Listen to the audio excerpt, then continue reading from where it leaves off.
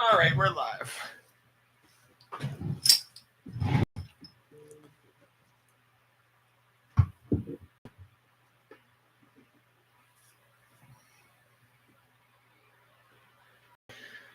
Okay. 3, 2, 1. GoNintendo Podcast, webisode 932, the Nacli Podcast. Wow. MomBrain, will you tell us about Nacli, please? I sure will. Please, excuse me. Nacli. It was born in a layer of rock salt deep underneath the earth. This species was particularly treasured in the old days, as they would share precious salt. Like that, like the lump candy we saw yesterday. Like the kind you'd rim a margarita glass with. Right, George? Oh, that's right. That's right. I sprinkle a little bit just on every lime that I eat. Wow, I didn't know that. I also don't chew them. The limes? Oh, just took one right now. You took a lime? Oh, George, are you okay? George, are you all right? George? I washed it down with another. It's okay. You washed down a lime with a lime? It's all I know how to do. Quick, somebody rub his throat. All right. Guzzling limes, everybody. Oh, shoot. I meant to make that lime drink for Dew. Maybe after the pod. Tell me about it. What's that? I told you guys about it. Tell me more. It's lime and sugar and a little bit of sweetened condensed milk. Oh, no. Oh, don't care for any of those things, but the limes, never mind. Oh. All right. Well, we'll check back in with you in a little bit, George. Okay. So they're a foot tall, 35 pounds. Male and female, and the category is, of course, rock salt. Abilities include sturdy. The Pokemon cannot be knocked out by a single hit as long as its HP is full. One hit KO moves will also fail to knock it out. Failure. And purifying salt, in which the Pokemon's pure salt protects it from status conditions that, and halves the damage taken from ghost type moves. Wrong. Oh, okay. That's the end of the Pokemon section. Nacli. Thank you, MomBrain. I appreciate it. You're welcome. MomBrain is here. How you doing, MomBrain? You know what? Uh-oh. I'm really great. Living it up. It's just, I really made it into summer mode. Last week, summer school started up. And it went well. And I just feel like I'm really hitting my summer groove where, like, I got no forks to give. And it's great. The groove. Yeah. That's great, MomBrain. I'm happy to hear that. Thank you. Dew Michaels is here. Ooh. How are you doing? Very well. No Nicky Hill this week. He's living it up at the beach. He's melting at the beach. We speak your name. If there's a time to be at the beach, I guess this would be it because it is hot out there. We've been at the beach for 4th of July. And it's hot. And it's also very crowded. Patriotic. It is very patriotic. That's true. And we are He's big heading towards patriots. certain death. Josh is here, my old college roommate. How you doing, Josh? How's the week going? How's life treating you? We'll just have to wait. I know what you mean. I know what you mean, Josh. I feel it. And George, we've heard from you quite a bit already today, but glad you're here. George, thank you. Thanks for joining us. That lime sounds like it went down. It just takes a couple to loosen up the throat, and then I'm good. Like, what is You that, ever try Hershey it? Wheeler? You ever try it? Just down in a whole lime. Not with a lime. So lime juice to loosen up the throat? No, a whole lime. Oh. I don't want to be here. Just you do one and the throat opens up, and then the rest just go down the gullet. Sure, whatever. Josh, we've done it before. Come on. We'll be right back. Well, I'm glad everybody's here. Oh, I don't even have the Discord open. Goodness gracious. We did here in Oh, thank you. Perfect spam. the United States of America celebrate the 4th of July. Bum, bum, bum, bum, bum. And there was a parade. Well, yeah, you're acting like you're leading up to something. What's up? And in the parade You're not going to talk about what I think you're going to talk about, right? were things that I very much disagreed with. And it made me very grumpy all day. And Not all day. I had a hard day. I I had had a fun really afterwards. hard day. You know, Retsuza, our independence has been squandered. Thank so. you. Hello, Retsusa and Steel Diver and Radical Defect and Blinded by Daylight and Darmani and Drake and Burn and Cheese and Ice Dilbert, 40% off a 12-piece bucket and free delivery at KFC, everybody. Hi, Roth. And what do we got here? Retsuza's snacking on some... What is that? Shumai? I just saw Shumai yesterday. 10th Division, good to see you. And whoever else I didn't see, I'll try and catch you as I see your comments. Thanks for joining us, everybody. Yes, it was the 4th of July. Lots of scared animals all over the place from the fireworks. And there's some bad rainstorms here, too. So Piper's been through it. She's been through the ringer the last couple of days. We had children here. Mm-hmm. And which is scary to all of us. She came out of hiding, and I gave her a true little thing of slop, and she threw it up like right after. Like she was just so worked up. Hi, William. Thing. Radical Defect, congratulations. Radical Defect says, I'm off work for the next 7 days, and I'm watching the pod in an air-conditioned apartment for the first time in 3 weeks. I know they were having some issues with their air conditioning. That sucks. There we go. Golden Bake Ham Jamones. Irish ham and elemental Emmental? What the hell? Come on, you food people, you know things. Retsuza, give us a little phonetic spelling. Irish ham and emmental cheese and creamy cheese sauce wrapped in a delicious and flaky puff pastry. Wrapped in a delicious flaky crust. Remember that one? Those two old people? I would try it. I would try some ham bones. Emmental. That's got to be the. I don't know. I was gonna say maybe that's the brand, but I guess not. Because we've got a brand of cheese here called Real Cheese, but that's just what the brand called themselves so that they could market fake cheese and call it Real Cheese. Because you've probably seen Real Cheese before, real trademark cheese. I don't know that I have. If I have, I haven't noticed it. Yeah, it's been around forever. And amongst other cheese products, they sell like that processed cheese that's not technical. They call it, even though it comes in individually wrapped things, it's what do they? It have the symbol real like. Yeah, it's got like like there's like a little thing on it, some sort of identity mark on it. But yeah, I forget what, because I was in the store the other day looking at those individually wrapped yellow American cheese slices, but it wasn't called cheese. I think it was called cheese product. Yep. And I was like, cheese product? It's a slice of cheese, clearly, right? And so that made me kind of wary. So I did a whole, we could talk about it because, hi, Marsboro, because it's this show and why not?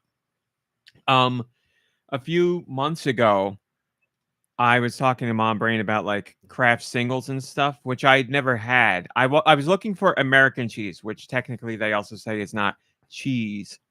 But I was like, well, just get craft singles. And she was all grossed out. And I was like, why is it so, like, why are you grossed out? What's the deal?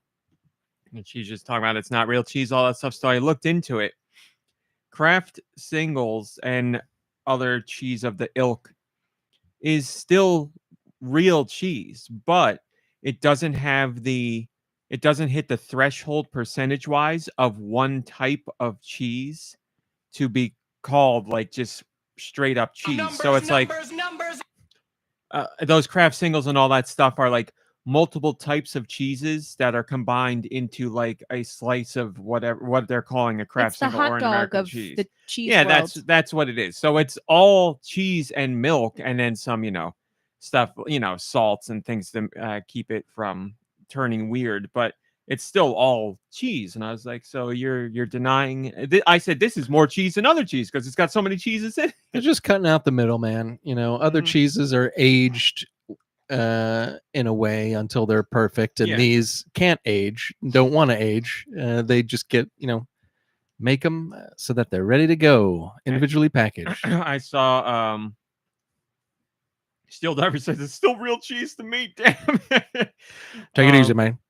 No. Take it easy, cheese. Oh, Red Souza says I actually love. Right as I went to read it, it disappeared. They said I actually love the singles cheese, something along those lines. I just had one today. I have like a little tortilla and a slice of Kraft single. Put some salt and pepper and put it in a toaster and call it a day. It's I mean, I like it. You know, I like a whole bunch of cheeses. I'm not going to say it's my favorite cheese, but it's. You fine. tried a new cheese this week. Mm-hmm. Cottage cheese. Oh, I didn't have like just a spoonful of cottage cheese though. No. The idea of cottage cheese grosses me out beyond belief, but MomBrain made some sort of pudding. Yeah, like you can a say high what's in it. protein pudding. Yeah, it was oats, cottage cheese, protein powder, a little bit of almond milk, Perfect. Great. cacao, and you blend it all up and it gets like real thick and rich. And it's got a lot of protein and it's super filling. It was 'cause good. You Mommy wouldn't is know that complaining about being hungry. You know, it doesn't taste cheesy or anything at all. There was something in it where I was like, "What's in this?" Yeah, Because I it knew should have something like a was little bit up. of like tang. But it was good. I would eat it again. And I have like a real great blender, so like you could put anything in it and it all comes out the texture of it's just smooth. So like Slop. you get put all kinds of things together and no one would ever know. All right. I don't have any things I wanted to talk about before our Patreon stuff, so I'll just go right to the Patreon. MomBrain, did you know that you could join the GoNintendo Patreon for $1? For $1. What did I do? A new post there every day. What did I talk about this week? Let me tell you. I talked about. Tell us, RMC. Tell me to me, Rachel. Tell me to me. That's what she says, right? Show me to me, Rachel. Show me to me. Oh my God, Rachel! Rachel, where? please. Oh, is it which one on Where, TikTok? baby? So Droth had never seen that.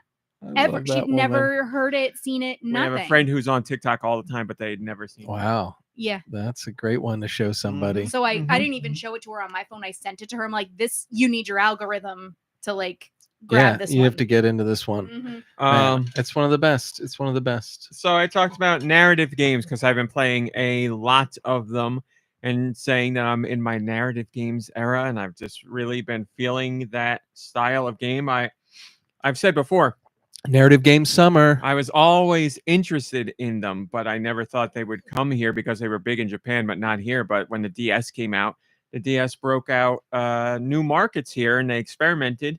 And Capcom was the big one that was like, you know what, let's try those Ace Attorney games over there. And it worked out for us. And then that opened the floodgates for narrative games. And now we got plenty of them. And I've been playing a lot, and I've really been interested in playing more. I'll be talking about a new one that I'm playing later today. But talked about that, seeing what you guys are playing. I also talked about Demon Slayer because the latest season of Demon Slayer has wrapped up. It was a shorter season. I loved this season. The arc of all the seasons so far have been like Tanjiro's training, and there's a demon that he's got to kill, and they fight the demon for a few episodes, and spoiler alert, he wins. And He I'm not saying slays that he slays it. I'm not saying that as a knock against the show. I absolutely love the show. I say it like it's not popular. It's literally one of the most popular shows in the world. But I know, you know, when things get very popular, that's when people start to dogpile on it because that's just how it works. Gotta do it. And I saw this guy on TikTok who was like, I'm going to share 10 anime opinions that are going to be considered controversial, and it's going to be like 10% controversial to 100% controversial, and he's just going to go through all of them. And his 10% was like, just because it's simple doesn't mean it's not great. And he showed a picture of Demon Slayer, and I was like, that's exactly right. Demon Slayer, as far as a storyline goes, is very easy to follow, very simple, but it's a really enjoyable show. I absolutely love it. So this season did something different. You know, I don't know how much it's following the manga because I haven't read the manga, but in this season, there wasn't like a big demon that was fought. It was about Tanjiro like going through training with the different Hashiras and learning about their styles and like being passed on to the other Hashiras once he completed training with each one. I really enjoyed it. I really liked the season. It was a nice like step away from what usually happens. And although you're gearing up for like a really big fight. So I won't say what happens at the end, but the season finale was unbelievable. It was just everything I love about Demon Slayer. That show's got some of the best music in any anime. It's whoever's doing the music is unbelievable. The stuff that they come up with like takes all the action, everything. It takes all aspects of the show and just elevates it to an unbelievable degree. And just all of it came together in this finale episode that it blew me away. Like I was like tearing up and like cheering and clapping while I was watching. It was so good. It was just so good. And then they dovetailed that with the news of there has been a Demon Slayer movie that did really, really well. And then since then, they've been showing the end of a season and the beginning of the next season in theaters. MomBrain and I have gone to see the last 2 of those that they've done. This is correct. Although I've never seen any of the show outside of those experiences. And I enjoyed them. But this time, they announced a brand new movie. So it's another new movie, which I was so excited for because it's like the big, like this is the end. Like we're at the big fight. But then they surprised everybody by saying there was a movie. But at the end of the movie teaser, they said it's not actually a movie. It's a trilogy of movies. So they're ending the whole series with a trilogy of movies. So I could not be more excited. They haven't said when they're coming out yet, but there's 3 movies to wrap up everything that happens in the rest of the manga because it's like the big fight with the big guy, like, and all the Hashira are involved. People are gonna die left and right all over the place. But I'm so excited for that. So man, that finale, plus the trailer for the movie and the announcement of a trilogy, man, it was so good. But this finale, unbelievable. Really, really, really loved it. I talked about Nintendo World Champion. Nope. I talked about Zenless Zone Zero, which is a new game that's out now that's free to play from the people who did Genshin Impact and Honkai Star Rail. But I'll save the talk for that later because I actually had a chance to play it. Show me to me, Genshin. My post about it was, are you excited for the game? Because it wasn't out yet. And I know that company gets a ton of excitement for their games. So we were talking about how good it looks and what all different things about it. But now I've played it. I got a chance to play it last night. So I'll talk about it later. Had an impact on you, huh? It had a real big impact on me. Nintendo World Championships NES Edition is coming out on the 18th. So not this week, the week after. But Nintendo did a Treehouse segment where they showed off some of their Treehouse team playing Nintendo World Championships. Dark Gary's house? Did we get to see Dark Gary's room? Or? No Dark Gary. And I've been excited for the game, but more and more that they show, the more I'm excited for it. And I've been talking about how I've been really getting into games with challenge modes. And it's not something I would have ever picked for myself, but Contra Operation Galuga had that challenge mode that I absolutely loved. I put so much time into that, arguably more than it took me to finish the main game. And I really liked it. And now I'm like very excited for Nintendo World Championships NES Edition because that's what the game is, all different challenges. And you can play them alone, you can play them online, you can play them in local multiplayer. And I just talked about how excited for that game I am. And a lot of you guys on Patreon were talking about how you share that excitement. You're really interested in picking that up. So it seems like that might be a bigger hit than anticipated. I mean, speed running and challenges and all that are very popular right now. So it makes sense. But obviously not one of the bigger releases Nintendo is doing this year, like Echoes of Wisdom or something like that, or the brand new Mario and Luigi Brotherhood, but still a notable release. So I talked about that. Very excited. Also, if you haven't watched the Nintendo World Championships NES Edition Treehouse video that Nintendo did, it's a half hour. If you don't want to watch the whole thing, I would go watch the final run that they do in that, which is like, it's less than 10 minutes, like 7 or 8 minutes or something like that. And the challenge that they do is it's head-to-head local multiplayer. It's beat Super Mario Brothers, the original, start to finish in under 10 minutes. That's the goal for the challenge. But they do a 2-player head-to-head, 2 of the Treehouse members. I don't want to spoil anything. It's a hell of a run. It's really fun to watch. Lots of stuff happens in it that's really interesting and exciting. And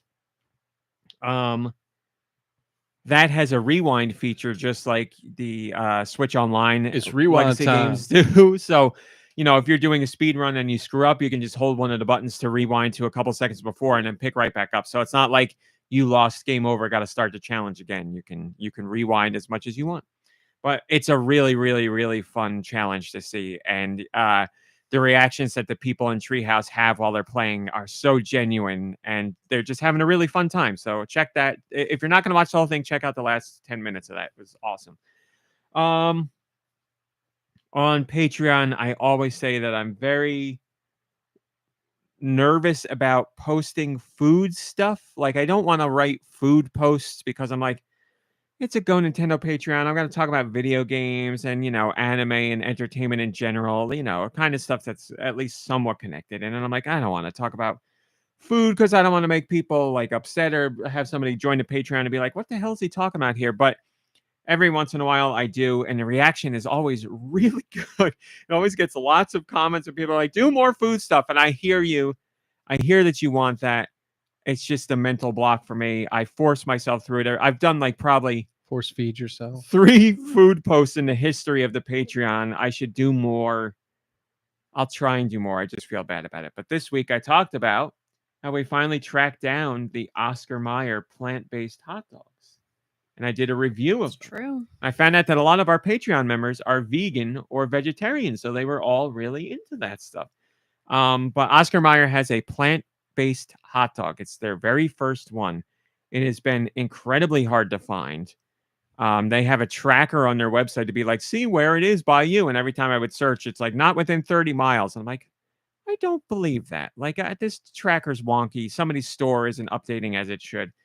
So we've gone to a whole bunch of supermarkets. It's not like, let's go out and find the hot dog. It's like when we're out and about, I'll be like, let's stop in a supermarket and see. And we haven't been able to fill find up our water bottles, and I put on like a hat. We're going on hot dog hunting. And we we're like prepared for a road We're sniffing trip. out dogs. You put on your shirt that says, I got that dog in That's me. right. That's right. I want that dog in me. So the other day we were out for MomBrain's birthday. Actually, we were out. We went to Friendly's, and on the way back from Friendly's, had myself a gym dandy. We had a dandy waiter. We had a dandy time. You know what? A Our server, waiter server. Server's just the gender neutral one to go. Yeah. With. Lovely. There's no servstress. Right. Droth came. We had a great time. It's a great time. We went to Target after. It was a we great sat time. in traffic on the way home, which Had a was fun really time. great. You still never found out what that was. But anyway, I think it was like an overturned vehicle or something. We went to. It was the Oscar Mayer hot dog truck. Yeah, right. We were out and about, and I was like, "Hey, there's that giant shop right out here. Let's go to that shop right because I got a feeling they're gonna have the hot dogs," and they did. And Droth and I sat in the car and watched highlights of her Turkish drama on YouTube. Speaking of that, when we were there, I picked up some Doritos I've been meaning to try. I mentioned it in Fortnite that one night, the Baja Fiery Mango ones. You should try them later. See what you think. I'd like that. But we got the hot dogs. So I tried them this week because there's a guy on TikTok who's he's a vegan, right? I think so. And he said they were the best plant-based hot dogs he had. I'm like, I really trust that guy. And I wanted to try them anyway. So we got them. I would say they are the best. MomBrain said you would not know that they're not a regular Oscar Mayer. But for the record, I'm not a big hot dog fan. Also, I put pickles and mustard on it. So and that could hide a multitude of sins. But it's, you don't need to hide so much that, you'd be like, there's still something strange or weird here. Yeah. It was, it did the trick for you. I had it just plain because that's how I eat hot dogs. And just no bun or anything? Oh, just no, bun. I'll do a bun, yeah. It's I really like them. It's the best vegan hot dog I've had by like a pretty good margin. And I like field roast, but field roast I think are pretty bland, but they're fine. But these had enough. I'm an Oscar Mayer aficionado. I loved Oscar Mayer hot dogs. I loved specifically all beef Franks. You wouldn't eat anything besides an all beef Frank. I've had the other stuff. I just didn't like them. But anyway, if I eat this, I know it's not a regular hot dog, but it had enough of like the Oscar Mayer qualities to it for me to be like, oh, I see what they're doing here. Like, you know, it didn't taste weird. It tasted like a hot dog. I just knew it wasn't a regular Oscar Mayer hot dog, but it was good. It was really good. I gave it an 8. Delicious. The problem is, well, it's not a problem. It was a mental problem for me, and I think it's more of a problem for MomBrain. Big time. They went out of their way to make it. You know how some hot dogs have like a snap to the casing when you eat them? They wanted to do that with this, and they went out of their whatever technology they used. It's like seaweed and sodium alginate and whatever. They were like, we need to make sure this has a casing that really snaps when you bite into it. This has a casing to it that like you could hear me eating it. Like if I took the first bite, it's like you really every you, like, bite had to like tear. it's the Yeah. first it's the first bite you hear the snap every time. Huh. And that's one of the reasons why I had trouble eating hot dogs. And oddly enough, why I liked Oscar Mayer. And Oscar Mayer didn't have that snap. It was just, you just bite into it and that's it. But I've had plenty of hot dogs that have a snap to them. And that always grossed me out because I'm like, I know this is intestine I'm biting into. That's This like, is yeah, hideous. it's kind of calling attention to the Yes. to what you're eating a little bit more. Yes, and it would skeeve me out, and I couldn't do it. And I didn't like eating meat in general because I felt bad for animals. I'm not. If you eat meat, that's totally fine. I'm just telling you my thought process. Something about like I can eat the slurry of meat, but the snap of the casing, I was like, oh god, it makes me feel too gross. And when I took the first bite of the Oscar Mayer plant hot dog, I was like, oh, that snap. I was like, it's overkill snap. But I get why they're doing it. They're trying to be like meat eaters. Look, this is like, a really fancy hot dog. But then in my mind, I'm like, I can overcome this because it's plants. So I'm okay. It doesn't bother me at all anymore. It's just the first bite. It's a mental thing that I had to get over. But after that, totally fine. But if you're like me and that snap really irks you, you're going to have trouble, I think, because it's the snappiest snap I've ever had in a hot dog. But overall, love the hot dog. Give it an 8 out of 10. The problem is the price. Pack of 10 standard hot dogs, Oscar Mayer. How much do you think that costs? Like $7. It's $2.50. Pack of 10 hot dogs, $2.50. Pack of 4 plant-based hot dogs That feels like is $7. Oh, okay. Yeah, I was going for the plant ones. Oh, no, okay. no. Regular, just not plant-based. Okay. 10 Oscar Mayer regular meat hot dogs is $2.50. 1 4-pack of these plant ones is $7. That's a lot of money. I hate how these plant ones are so much more expensive. It's crazy. Well, we have all the systems in place for machine slurrying animals into meat paste, like all the the what's the word I'm looking for? Not ecosystem. The process is there for all the meat stuff. This plant stuff is new, so it's like it's not as prevalent and it costs more. I get it, I understand it, but I can't justify spending it was like $8 with tax. I can't justify spending that much on just 4 hot dogs. That's a lot. So I'll get them maybe like once a month, but I wouldn't buy them like I'd buy a regular pack of hot dogs. That price is rough. But if you don't mind the price and you're a vegan or you're looking to try plant hot dogs or whatever, I really do highly recommend them. They were very good. So I talked more in depth about that on Patreon if you want to know more. Also, I guess I'll save it for the after show. Here's a little tantalizing food tidbit for the after show. I got a new cup noodle. It's not cup-o noodle. It's cup noodle. It used to be cup-o noodle. Cup noodle ramen, that's super cheap, $1 whatever. Oh, extremely cheap, sorry. Thank you. Ramen stuff. They have a new limited edition flavor. S'mores. And I saw that Give they me a did it, break. and I was like, it's weird food. I got to try it. I will talk about it in the after show. So gross. I talked about Oshinoko because season 2 just started. I was a huge fan of Oshinoko's first season. The second season started, and it did some really interesting things visually to tell the story. Like I was like very impressed. It was like some really neat metaphors that they did and some really nice coloring. Like it was visual storytelling that I really appreciated. And I'm just interested in the story in general. You could go read about that on Patreon. And then finally, last thing I talked about was the Play Date, which is that I've talked about it before. That little yellow portable Different handheld that's got the crank on the side. I talked about how I went to go get one and they were sold out. And then recently I was going to go get one and they had like, it was hundreds of thousands of units were lost because some truck shipment got stolen. And they just recently found the truck and they're taking back those units. And I don't know how that's working out, blah, blah, blah. But now I'm at the point where I'm like, oh, it's $200. I really do want it, but MomBrain will vouch. I hem and haw over every purchase I make all the time, unless even if it's something I need, like a new phone or glasses. I'm like, oh, it's so much money, whatever. So at the play date now, I'm like, it's $200, but I know For your I'd love birthday. it. And I wrote about that in a Patreon post. I was like, maybe I can convince myself for my birthday that I'll get it.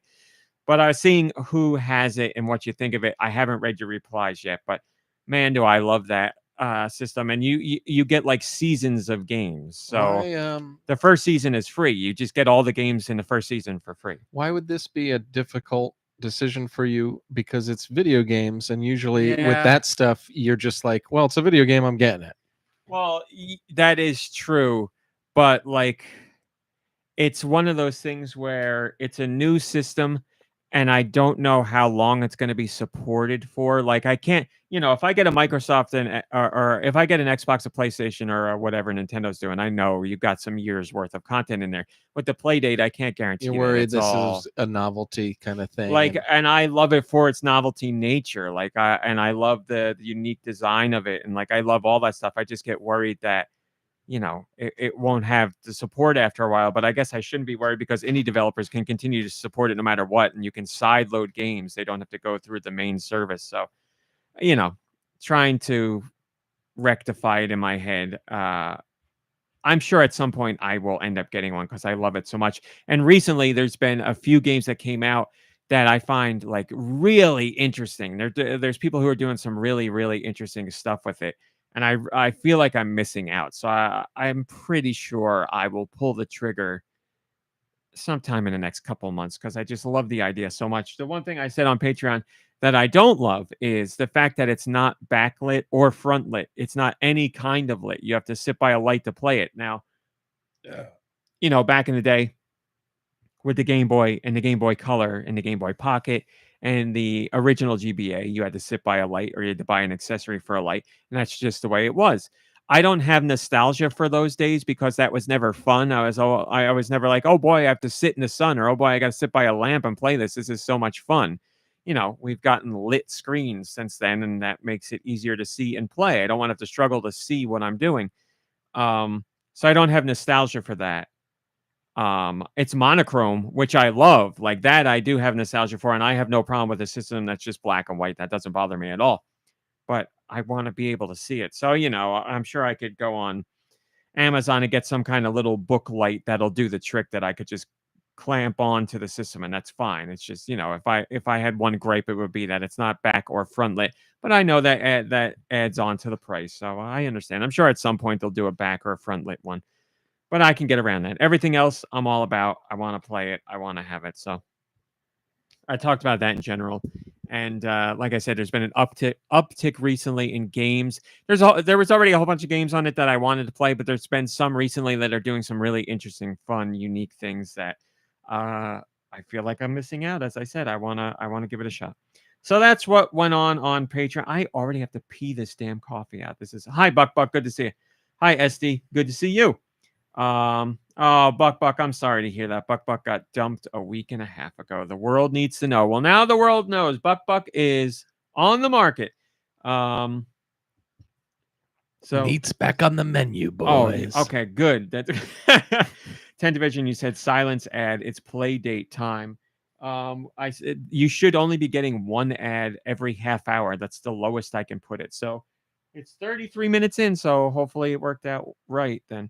Ice Dilbert, is that your play date? Jealous? Jealous. So yes, that's the things to talk about. Ice Dilbert, I'm very jealous. I just love the look of it, and they're in stock right now. Like I could get one, and it says ships out in 2 to 3 days. Oh God, I should just pull the trigger tonight. I should just put it on a credit card and pull the trigger. I can never buy something flat out, like just pay the money. I like if something's like, if I can put it on a credit card, I will.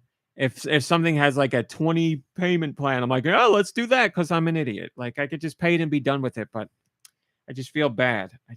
And you're right, SD. I still been shoving it in my face.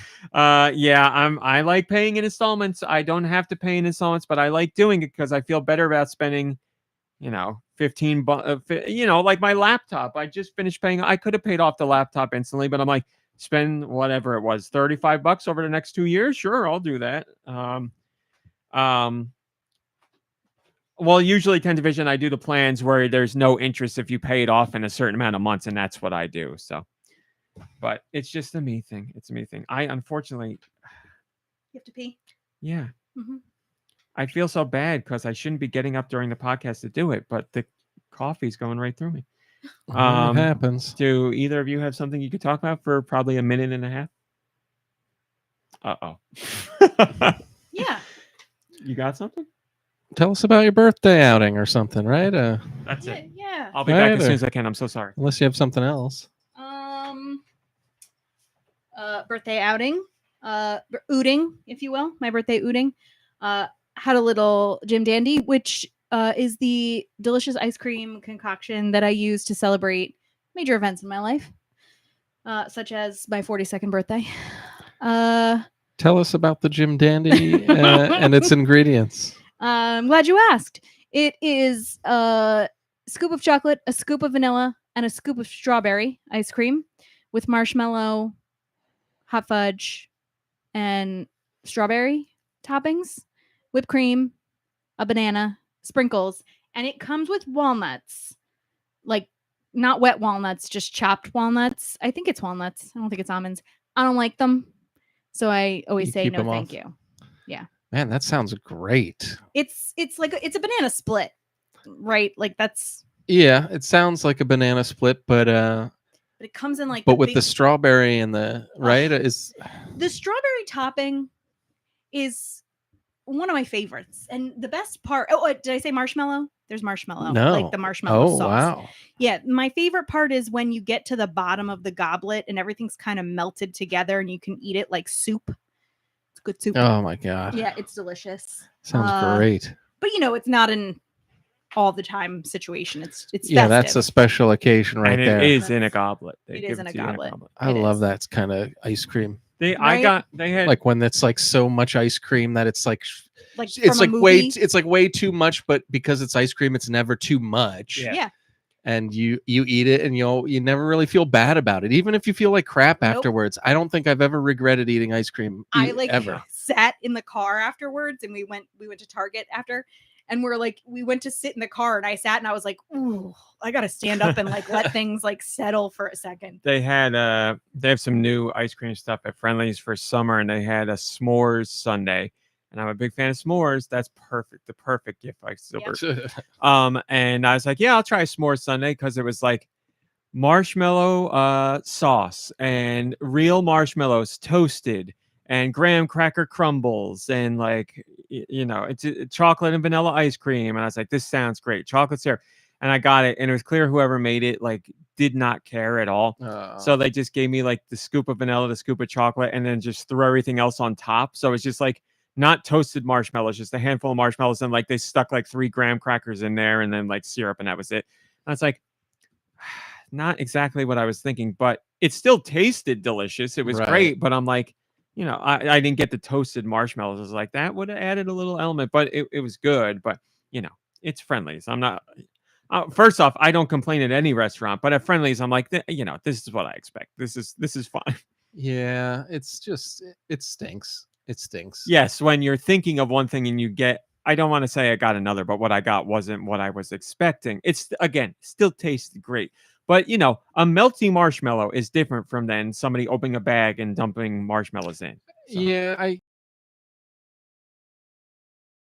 it's rough. Trouble to just take a few. Well, when you're minutes and do thinking it of the melty marshmallow, that's like I said, that's very different from just a standard marshmallow. If you just put a marshmallow in with ice cream, it firms up a bit. So when you're eating the ice cream, Which you is gotta also like nice, chew the marshmallow. But it was still good. now I would eat it friend every day. that we but- saw the other day, she was trying to sell us on the Ninja Creamy, like the ice Yes. cream maker. I'm not sold. It's expensive. It takes up a good amount of space. and I don't really see the getting much out of the space it takes up and the money you spend. Like, I don't know that it's worth it. I mean, looks like it makes great ice cream. I it's feel not that I like don't you could do the believe her, same but- thing with your blender. Just My then kid- put it in the fridge or the freezer. Well, Make some kind of slop in there, and but it's different because the texture, like the churning. Yeah, I get it. But I could use my KitchenAid. You can get like a bowl Well, for it. Then that's what we should try. All right, let's thank you for vamping. Let's go into news. Not too much news this week. Hi, Backseat Studios. Good to see you. Hi, Laxter. All the friendlies are closed in Ohio. Several years ago, so I'm jealous. I still crave their peanut butter sauce. Their peanut butter sauce. You're right, Laxter. That is some good stuff. I agree. I'm sorry to hear. Every friendlies in Ohio is closed. That sucks. We don't have as many as we used to, but we got 2 of them. Within a half hour? I guess you'd say. Mm-hmm. Not optimal. We used to have one that was. We used to have 2 that would be, I guess, within like 15-20 minutes. The one here, boop, and the one up there. And the one up there, man. Formative memories in that strip. The Pizza Hut, the Friendlies later. Like, Friendlies became like the new Pizza Hut, as in like the place we would go hang out and get food. And they killed them both, man. They killed them both. It's not right. It's not right. We were out by my parents this weekend, and they have a new-ish, semi-old style Pizza Hut. So like the building is new, and it doesn't look like the traditional Pizza Hut, but it's not like one of their big new square buildings. It's like an in-between period where they were like, we still want people to know it's a Pizza Hut, but it's more like a normal building too. And I was like, we got to go there. We need to go check it out. So I miss those dining Pizza Hut days. I mean, I get that the business has changed, so they have to do what they have to do, but like, part of their soul as a company to me, it was their dining room. You know, like that. It's just not the same. You said it perfectly. I understand why they're doing it, because people are not going in to dine in pizza places anymore. Domino's didn't ever have them. Papa John's never had them. I'm forgetting another one. There's a Papa John's, Domino's. There's a third big one, isn't there, besides Pizza Hut? Little Caesars. Little Caesars, thank you. None of them ever did any of that. So I get it. And it makes so much more sense because you spend a lot less money. You need a lot less space. I understand it from a business standpoint, but it makes me sad. I'd love to go there. They're still out there. They're hanging on. Actually, as a matter of fact, they're bringing back the buffet that they used to have. So like you'd pay something like $13 and you eat as much pizza as you want, and salad bar and all that stuff. And I got a TikTok where the guy's like, here's how you find out if they're doing them by you. And I was like, this is my algorithm knows me. All right, what do we got? Last week I believe we talked about, maybe not last week, it was earlier this week. Nintendo's looking to avoid scalping issues with their next system. As you know, the Wii had trouble with scalping. The Switch certainly had trouble with scalping, and Nintendo's looking to avoid that with the Switch's successor. How? By the most obvious way, obviously. Having enough units out there. Nintendo's president, Shuntaro Furukawa, during an investor Q&A said, this is the 7th year since the launch of the Switch. Up to this point, we have focused our dedicated video game business on that system. We're not going to do that. Regarding countermeasures against reselling when new hardware is released, I believe it is of paramount importance to manufacture and ship units in sufficient quantities to satisfy customer demand. We will also consider whether there are any other countermeasures that can be implemented. So, in other words, Nintendo's like, we know how it is. We know if we got a hit system, it can be hard to find for not months, but years afterwards. So we're going to make sure we got enough units out there at launch. But, that's a tightrope act. Because you don't want to make, so many units that you can't sell what's out there because the system isn't a hit. You don't want units just sitting on shelves, but also you don't want it to be a Switch situation where this thing is selling like crazy and you literally don't have enough units to sell. And that went on for years. So what do? You want to bet on yourself, obviously. You want to bet that your system's going to be a hit. And they got all kinds of metrics and analysis and people that they talk to try and figure that stuff out. But, they did that before the Wii U came out, too, and that didn't work anywhere near what they wanted or work out as well anywhere near what they wanted it to. So you can only do so much prediction and estimates. You won't know until the thing's actually out on the market, and you're like, shovel, we put out 5 million units and this thing isn't selling. So who knows? Yes, MomBrain. Speaking of Pizza Hut, remember we got a Wii for the waitress at the Pizza Hut. She was like having trouble finding one, and we were like, we had what we needed, and we were like, we think we might be able to find one for you, and we sure as heck did. We did. Man, I miss that lady. Miss that Pizza Hut. She gave us so much free pizza. Wii Hut lady. Wii Hut. Oh my God, it was right there the whole time. Currybo says, "Oh yeah." So this is an old post. Yep. Humafart says, "Yes, if it was a lottery system, randomly selected from the people who sign up to buy one. They do that in Japan. That's a very big thing in Japan. They don't really do that, anywhere else. So that would go over well in Japan. I don't know what the rest of the world would think of it. I know that seems fair, but I would be pissed if that's how they did it. I mean, they had like a draft. I would be angry because I'd be like, I want this thing. Yeah, I don't want to. I understand if my options are you can't get one or you have the chance of getting one. Obviously, you go with the lottery. But yes. I feel like I would have a better chance of just at midnight, like pressing buy. Yeah. It's frustrating, to go weeks and months on ends to not get one. But then the onus is on you. Lottery system, you're just sitting there and you can't do anything, and you're like, fingers crossed, I hope I get it. And then when you don't get it, you're like, well, what do I do? Sit here and do nothing. What am I supposed to do? Play my PS5? There's nothing to play on here. Well, and we don't know what materials they're using too, right? So they could be using some fancy pants materials that might be harder to get their hands on. Well, that's why these questions keep coming up, because all three hardware manufacturers use all those, a lot of the stuff that they were using, a lot of the minerals and resources that they were using were in very short supply for a while there because of the pandemic, but now things are evening out. So, yes, as far as the supply route goes, Nintendo has said multiple times they're okay now. They think they're out of the woods. Like, all that should be okay. So, yeah, all that factors into it. I don't know. Let's hope, as Nintendo fans, let's hope that when the system comes out, it is hard to find, because that means it's selling well. But hopefully you have yours, and then you can look at it from the outside in or the inside out and be like, oh, those poor people, I hope they get one, as you sit at home and play it. So yeah. I want to just say something ignorant and just be like, they should just order a bunch. I mean, the Switch killed it, but then it's like, well, the Wii killed it, and then the Wii U died. Yeah. So exactly. I can see why you'd be apprehensive. That's what I'm saying. Yeah, it's threading the needle, and it's threading an imaginary needle. You don't know how well the thing's going to do no matter what. You can crunch imaginary numbers and do market analysis all day and night, and it really doesn't matter. Does it help to some degree? Sure. But the Wii U sold really well at first and then fell apart. What about our theory about the launch game being like a new Mario Kart? If they knew that, then they'd have to know that it's going to sell real well, right? I mean, I guess at least out of the gate, you would imagine. You can't put all your eggs still in that one game's basket, I guess. But if there is a game to like heavily lean on, it would be a Mario Kart. Yeah, you would.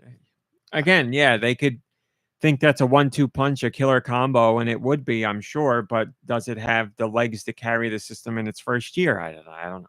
I don't know, man. The Switch is so great and so powerful, and so powerful as in like everyone's got one, and they're still coming out with great games like right up until the day that it stops being their new system. So do you think that would help people? Like, obviously people like you and me are going to buy the new system, but do you think people who are just like Switch owners who have been very satisfied are like going to be chomping at the bit to get like the new one? Or do you think they're going to be like, I've already got every game ever on the Switch, I don't need a new system? I really think, obviously there will be people who bought the Switch who aren't happy with it, just like there is with every system. But yes, I really think they are looking to play on that consumer who's loved the Switch, and they will be there day one for the successor. It's the same thing that happens with, the PlayStations. You do 1, 2, 3, 4, 5. There's going to be people who are there who gobble it up because they know it's the next iteration of what you did last time. That's why I think so much rests on the name of this system, because if they don't call it Switch something, and be it Switch 2 or Super Switch or, something that clearly conveys to the consumer, this is the next one. This isn't like a 1.5 or a revamp or something that works with the original Switch. As long as they get the naming right, I think there are going to be people who are like, oh, there's a new Switch? Yeah, I'm definitely going to get that. So we'll see what they name it. I think Nintendo has too much pride to call it Switch 2. Right. I really wish they would swallow that pride. Super Switch, I get the play off of Super Nintendo and Nintendo. I get it. I don't know if that would work the same nowadays. I don't. I just want them to swallow their pride and go Switch 2. Just call it Switch 2. Yeah, it's more likely that it would be Switch and then something else instead of Super Switch, right? Like, well, it was Nintendo and Super Nintendo. Right, but then after that, it's like Nintendo 64. So Switch like, 64. Yeah. There you go. Yeah, I don't know. I really just don't make the name something you don't have to worry about. Just do Switch 2. It's like that, done and dusted. That explains everything that people need to know right there. So they're not gonna. I hope I'm wrong. I really hope I'm wrong, but I don't think they're gonna do it. Moving on. There's these. As long as it's purple, who cares, right? Give me purple. That's right. Spice. Purple and spice, platinum, purple, spice. There's these two people that Nintendo are going after with legal threats because they're doing stuff that Nintendo doesn't like. First up is someone who their name isn't Modded Hardware, obviously, but they're known as Modded Hardware on the internet. Modded Hardware was selling MIG Switch devices, console mods, services for modding, and more. And there was another one, Archbox, who was also involved in piracy and stuff like that. And Nintendo found out about both of them. So Modded Hardware was running a site where they were selling these things, and they were also selling them in packages with pirated games as well. So it's like open and shut case for Nintendo to be a swoop in and be like, hey, what's going on here? So Nintendo apparently reached out to Modded Hardware and said, hey, shut down your site. Otherwise, you're going to be in trouble. The owner of Modded Hardware was like, yeah, we'll shut it down. And then they never did. So Nintendo's like, all right. And they hit him with legal action. Of course. Like, I don't know why. If Nintendo's reaching out to you and being like, hey, we know what you're doing. We don't like it. Shut this down or you're in trouble. Then shut it down. Nintendo's giving you a grace period of being like, we're not going to do any legal action here. Just shut down the site. And they were like, yeah, I'll shut it down. And then they never did. You're just asking for legal trouble. With Archbox, Nintendo sent them a cease and desist in March. But the person continued to promote piracy on Reddit and other sites and show people where to get stuff and all that. So again, I don't know why this person was like, you know what? Nintendo knows who I am. And I'm just going to keep doing what I'm doing. Also, to further incriminate themselves, when Nintendo reached out to them, they were like, yeah, I'll stop doing it. And what they did was they went around their like online profiles and started deleting posts and removing things. Like Nintendo already knows you did it. They already know everything you're out there doing. They already know that you're promoting piracy. Like, why go remove it now? You're just making yourself look more guilty. Nintendo reached out to you because they know what you're doing. You can't like retroactively pretend like you weren't doing it. So now Nintendo went after both of them with DMCAs and legal issues or legal stuff, legal proceedings and all that. So now these people could potentially have big fines to pay and may have to serve jail time and all that. And I just don't get it. You had the chance to shut things down. Nintendo reached out and asked you to do it. Both individuals said they would and didn't. So, man, you're so screwed now. I don't understand why you didn't do it. Ultimate Ownage says, good luck playing whack-a-mole, Nintendo. The cat's out of the bag now. Anyone wanting to do legit backups with dumper or store their carts on a MIG knew this was coming and already got one or two. Again, I don't know the exact numbers of people who are doing piracy and people who are legitimately backing up their owned copies of games. I know we've had someone reach out in the past and say that the legitimate crowd is bigger. They provided no proof of that. I really, really, really would be absolutely shocked if piracy doesn't far outnumber those who are legitimately backing up their games for safety reasons or are playing their legally owned games on emulators because of impairments, physical impairments that keep them from playing the games on Nintendo systems. I know there's people out there with impairments that play games on computers through emulators. They own the actual games and the hardware, but they play it on computers with emulators because there's more quality of life options and accessibility features that they can use. Adaptive technologies. I get that. But I really think that group pales in comparison to those who are pirating games just because they don't want to pay the money. Like we said, 1 million people pirated The Legend of Zelda Tears of the Kingdom before the game even came out. That's 1 million pirates in general. Like, no matter what, those people illegally downloaded the game before the game was out in the public. Like, you can't argue those are people with accessibility issues or accessibility needs because they illegally downloaded the game before it was up for sale. So that's 1 million guaranteed software pirates right there. You can't argue their reasoning at all because they they downloaded the game before it was out to buy. So they're all software pirates, 100% of them. What happened after? I can't have that debate because I don't know. Walk the plank. Walk the plank. Sail the high seas. Human Far says, "You are killing it with the header images lately, RMC." I love it. Thank you. I do. That was a good one. That's a good one. Thank you very much. Moving on. Speaking of more legal threats, there is a man, I believe in the UK somewhere, who is getting jail time, 4 months of jail time. Why? Because he was carrying a master sword. It wasn't a regular master sword. It wasn't a 1-to-1 scale master sword. It was a 6-inch mini Legend of Zelda master sword. That's none of your business. This guy, Anthony Bray, was carrying it walking down the street. Wyatt? Not Bray Wyatt. Rest in peace, Bray Wyatt. This guy was walking down the street and cops saw him carrying this mini sword. And Bray said the sword was a fidget toy. He said he was just cutting the grass. Yeah. He said it was a fidget toy that he uses to keep his hands busy. He says even after explaining what it was, the police brought him into custody.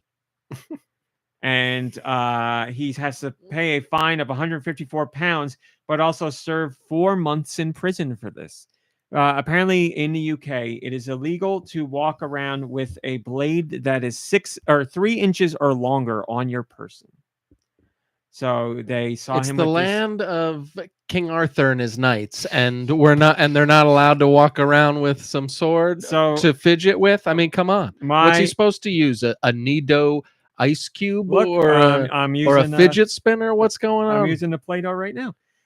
So apparently this is You should switch to a sword. There's actually a sword right behind you. You should fidget with it for the rest of the show and see how you do.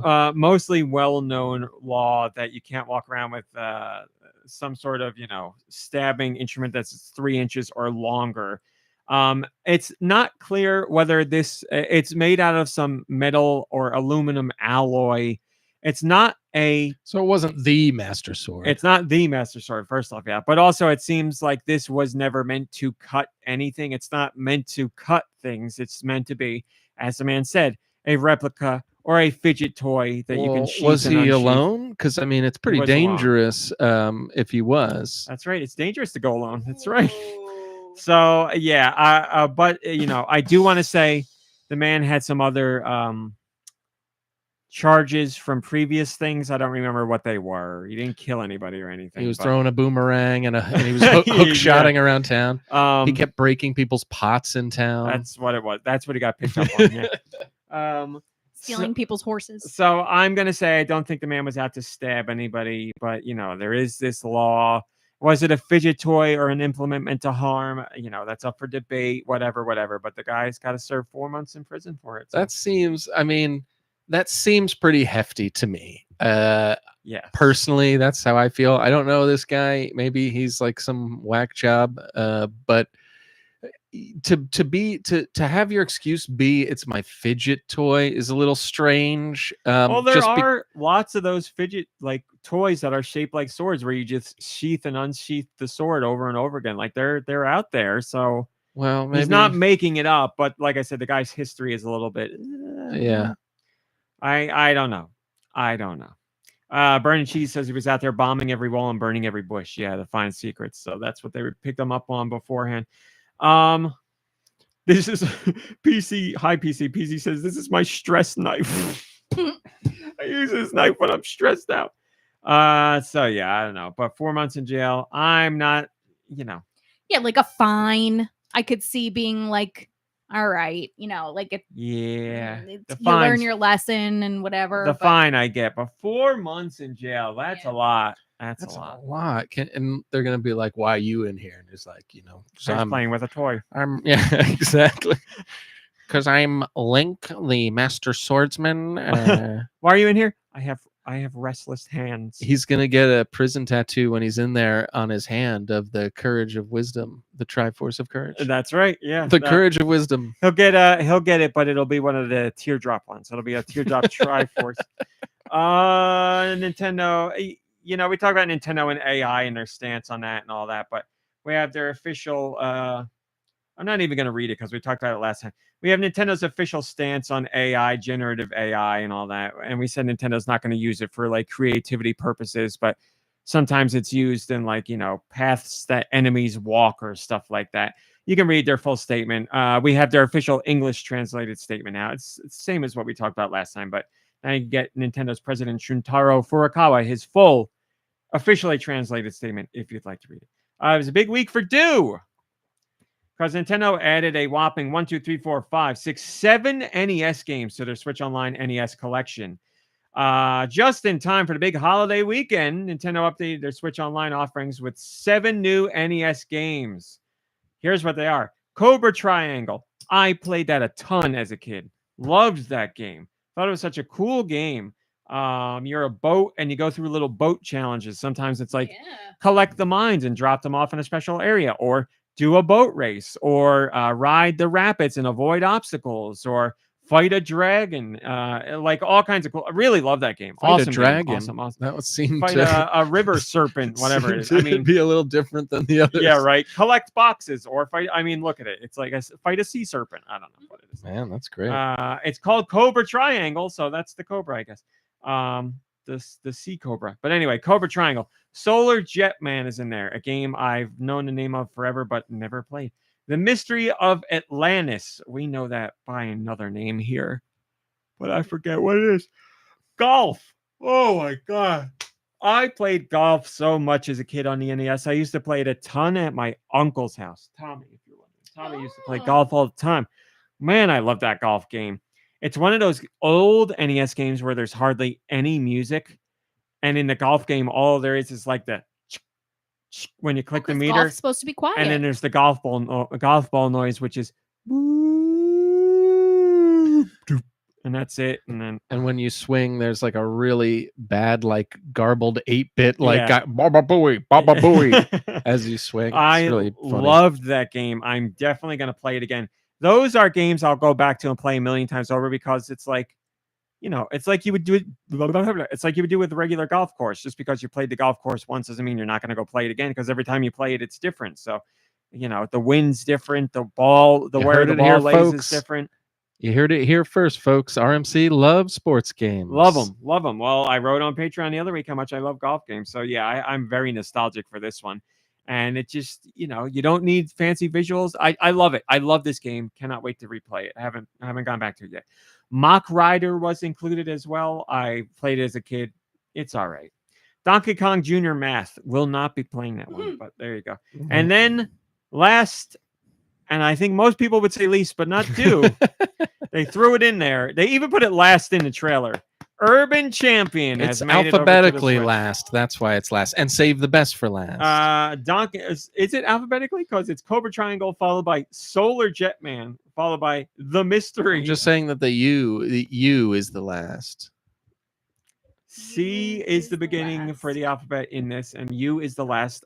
So the first and the last ones were alphabetical. But then there's that old adage, you save the best for last, and they certainly Okay. did. All right. Plus, okay. they knew it was July 4th, and Americans were going to be drinking and street fighting. And what do we want to It's do when we true, do you're that? right. Play Urban Champion, baby. Our research shows that on 4th of July, more people than ever are dropping flower pots on people's heads. So we got to get Urban Champion out there. Yes, Urban Champion has returned. If you never played it and you want to know why we're ragging on it, or actually does enjoy it, it's worth a try. or give it a shot. It'll be one of the most fun 1.5 minutes of your life, and then you'll be like, why am I still playing this? And then you'll turn it off. It's kind of not as good as I remember it when I was a kid. They put it last in their list of games. They put it first in their press release. It's the first one they describe. That's kind of funny. On these streets, there's only one rule: punch or be punched. Nintendo's first 2D fighting game from 1986, Urban Champion, is a sons of bitches. It's a bare knuckle throwdown between fighters looking to earn the rank of champion and send their opponent plummeting down the nearest manhole in the process. If successful, they will earn confetti showers from local residents and eventually enough victory symbols to proclaim themselves the undisputed champion. But watch out for angry neighbors who will attempt to drop flower pots on your head, and the police will make occasional appearances to temporarily break up the fight or to make an arrest if the fight clock runs out. If the fight clock runs out, they arrest you. If you're just fighting, it's fine. Finish that under 60 seconds or we're taking you in. Spar against a computer opponent or a friend. Improve your worth in becoming the Urban Champion. Yeah, I'm not reading the others. Funny. There you go. I'm not gonna read it. Sounds like it'd be a great movie. Yeah, quick movie. It's funny. It's one of those games that's like so minimalistic, and you can like win the first round in like 30 seconds. And then you see it all. And then exactly. And then it's like, the confetti they were talking about does get rained on you from like a neighbor from above, but then it's just like it like cuts and then you're back on the street fighting the next person, and it looks exactly the same and it is exactly the same. And it's just like, man, back then we were easily entertained, and so some of us not even. I was gonna say back then I felt largely the same about it, but it's for me, it's that game and Elevator Action have a very nostalgic NES place in my heart. Particular, like as far as for me, it would be Elevator Action and Kung Fu. Like Kung Fu, I played a lot. Kung Fu, at least you got a few more floors to go through. Kung Fu was like one of my first games I ever owned. It was like I think it was Super Mario Brothers and Duck Hunt and Kung Fu. I think and 10-Yard Fight were probably my first three games. I think. Slicer says, I'm always pumped when they release new games on the Nintendo Switch Online. That being said, NES games aren't nearly as hype as when they release other stuff. Hope for some better games down the road. Yeah, I've seen the sentiment from a lot of people that they prefer Super Nintendo or onwards, which shows just how old we are. Too bad they never made a Super Urban Champion. It's never too late. Never too late. We're not doing that one. I mean, it makes sense nowadays because people are fighting more than ever. So, and then the cops wouldn't care at all. You just fight for. Well, you know what? I'm not even going to make the jokes because it's going to get too political. But fingers crossed for a Super Urban Champion. I'm fed up with this. I'll take Urban Champion. We've never needed vigilante justice more. We've never needed it to be the year 20XX more than now. I'll do my North American. Would you mind doing European after it, too? I don't mind. All right, North America. What do we got? Let me tell you. Spy Anya, Operation Memories for Anya's first ooting on the Switch. You could pick that up. The Legend of Heroes Trails Through Daybreak. Air Hockey Casual Table Arcade. Art of Glide 2. Bouncy Chicken. Brain Training Number Search. Cats Hidden in Cozy Places. Oh, yeah. Choose an easy number IQ quiz. Clockmaker, My Premium Clock. Cthulhu Tower. Cyber Citizen Shockman Zero. That's the first time that game's been localized. Cyberpunk Parkour Uprising. Pank, you heard me. Editor's Hell, newspaper story. Grandma Cleaning Simulator, Family Business Tycoon. Why? You clean grandmas? Why? Fingers crossed. These are getting out of hand. Grandma Cleaning Simulator. Highway Zombie Survival Car Apocalypse. Hollow Police Emblem, the visual novel. Jetpack Race, Kingdoms Dungeon Rage, Kubits Gallery, Machikoro with Everyone, Mini Golf League Sports Simulator. Oh boy. Nahulbeck's Dungeon Master, Party Games, Replica Survivors, Retro Battle, River Tales Stronger Together, Scoop It, Goldfish, Sea Under the Sea, Sir Happenlance, Sky Survivors, Summer Games Beach Volleyball, Taboo Trial, The Battle Cats Unite, The Five Covens, There's No Dinosaurs 2, True Colors, A Date with Deception, Uphill Stunt Driver Extreme Racing Simulator, Utah Games Presents, I'm here and tell you what, Whispering Paws, and Wild West Tycoon Empire. No comments on that one for me. There are your releases, and now on to what we've all been waiting What for. are the next European masterpieces? Let's find out with Nicky's sweet releases. It's time for European Switch eShop releases for the week of July 4th, the year of our Lord 2024. I'm Dew Michaels. I'm that- Yolanda That's what I was Vega. trying to do. I'm glad you got it. I'm gonna look at rat now. I'm going to look at right now, filling in and speaking the name of Nikki Hill. Nikki Hill, we speak your name. The Legend of Heroes trails through daybreak. 10-in-1 classic games pack.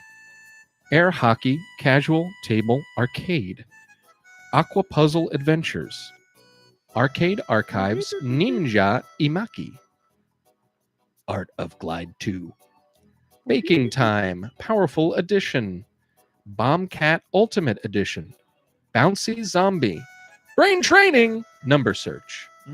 Cats Hidden in Cozy Places. Choose and Easy Number IQ Quiz. City Legends, The Curse of Crimson Shadow Collector's Edition. Climbing over it with a spear only up. Name rolls right off the tongue. Wow, that's a good one. Clock Creator, My Pendulum Clock. That one's also very funny. Color Very Water funny. Sort, Complete Edition. Cyber Citizen, Shockman Zero. Darkarta, A Broken Heart Quest Collector's Edition. Editor's Hell, L. Newspaper Story. Sorry, I should have been on that. Escape from the Tower. Fantasy Saga Frenzy. Fashion World Premium Edition. Food Truck Simulator. Fun Chess Platinum Edition.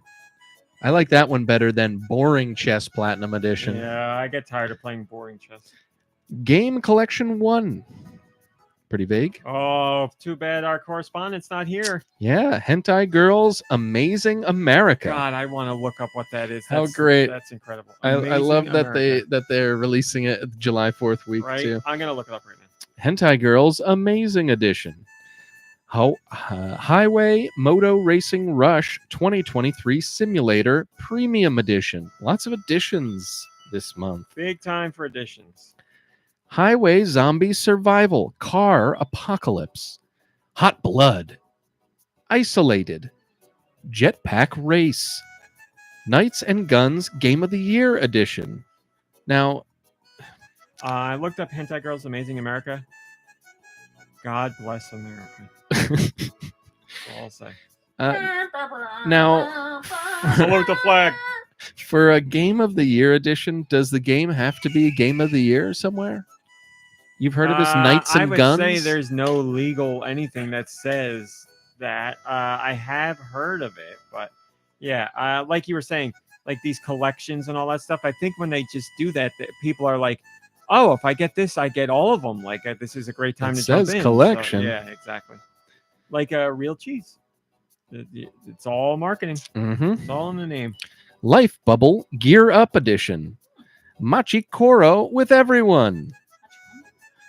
Great Machi Pongo. Mini Golf League Sports Simulator.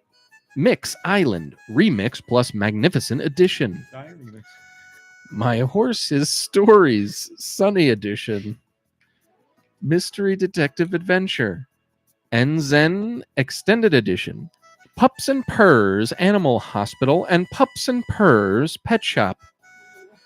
Replica Survivors, River Tales Stronger Together, Rocket Car Ultimate Ball League Machines.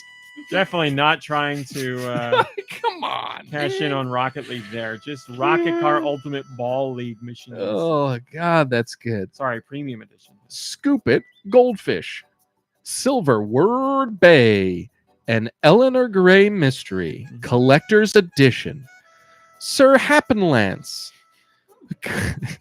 Spirits Chronicles Flower of Hope Collector's Edition, Summer Games Beach Volley. Okay. Sushi Race plus more toppings race pack set, Switch Race, Taboo Trial, The Battle Cats Unite, The Five Covens, Uphill Stunt Driver Extreme Racing Simulator, Urban Flow Metropolis Edition, Big week for urban games, I guess. Urban Viking Champion, Urban Flow. Viking yeah. Viking Heroes 5 Collector's Edition, Warhammer 40,000 Bolt Gun Forges of Corruption Edition. That is the brand new boomer shooter in the Warhammer universe. Looks quite good if you like boomer shooters. And Steister has a comment for Nikki saying, Cosa sta venendo Forio, Nikki?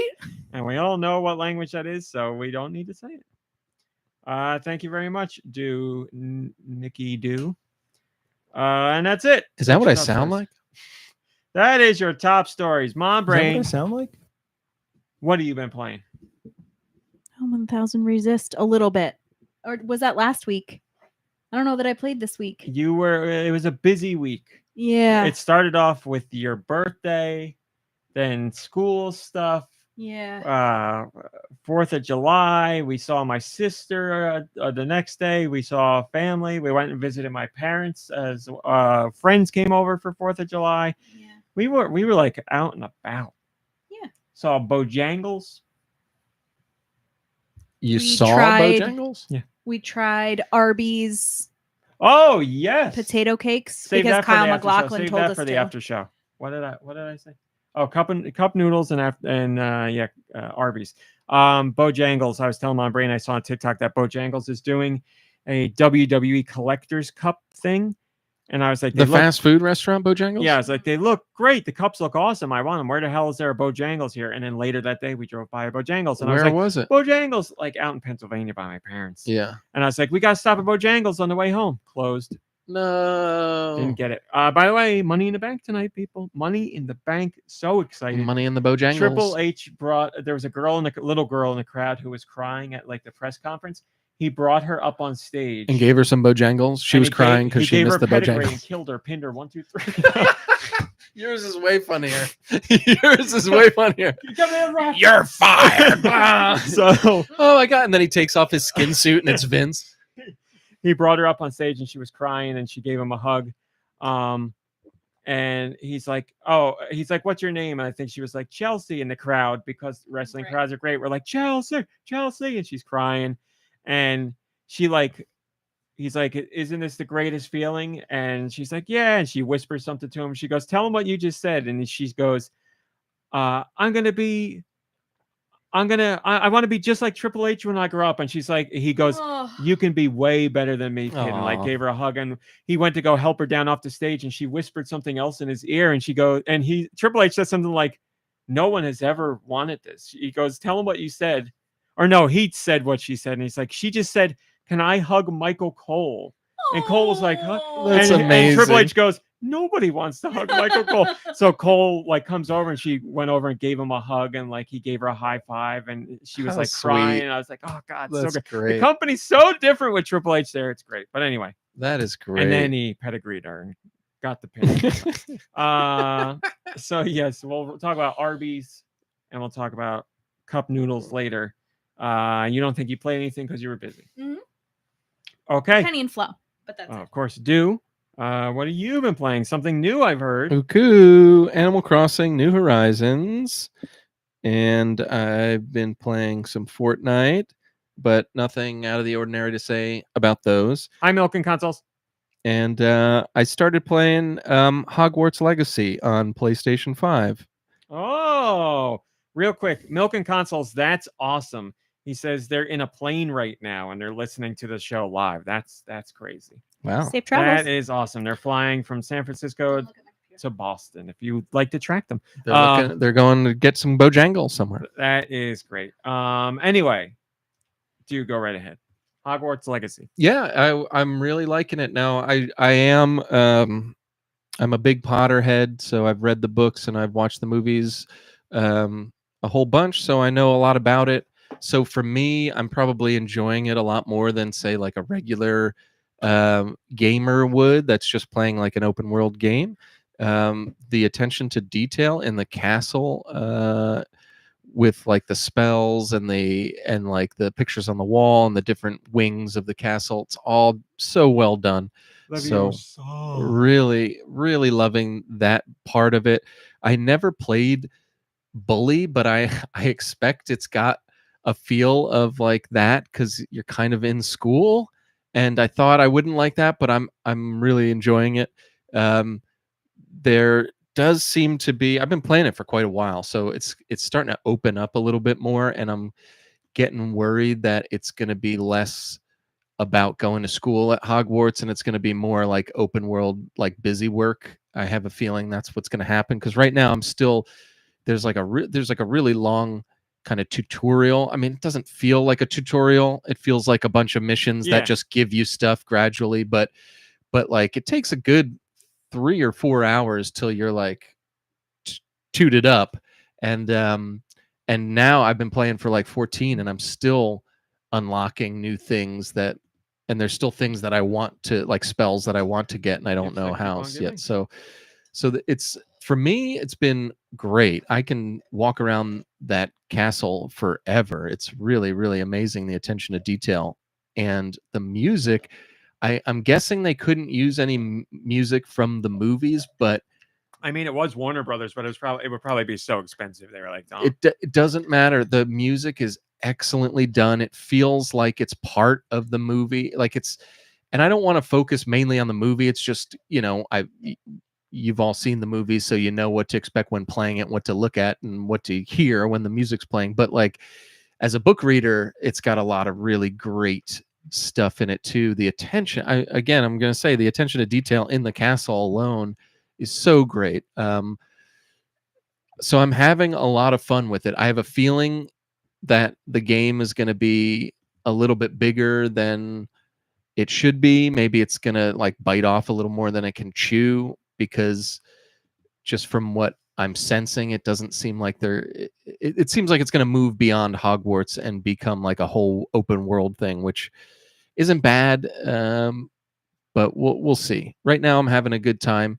I just unlocked the broom, and that was a lot of fun, flying around. And the way that I really like the battle system, switching between all your spells and what they do. I can see it if it's a really long game getting repetitive. And there's something about the bad guys, the enemies in the game that are a little uninspired. There's like a logbook you have that you fill up everything with, just like any other game. And you unlock pages, or your spells are in there, or all your gear, or your inventory, whatever. I want to know what house you were in. You get to choose, so obviously, gonna pick Gryffindor. I'm not some maniac who fancies himself a Slytherin, and I'm not what dork wants to be in Ravenclaw. But no, the worst is Hufflepuff, and that's, if I take an online quiz, that's the one I am. And it drives me nuts because they're basically the dummies who have good personalities. Big deal. You got nothing between the ears. I am stupid and I hate that. I want to be courageous. I don't know anything about the houses other than Slytherin's bad and Hogwarts. Gryffindor is like the Harry Potter house, right? Yeah. So you get to pick, which is nice.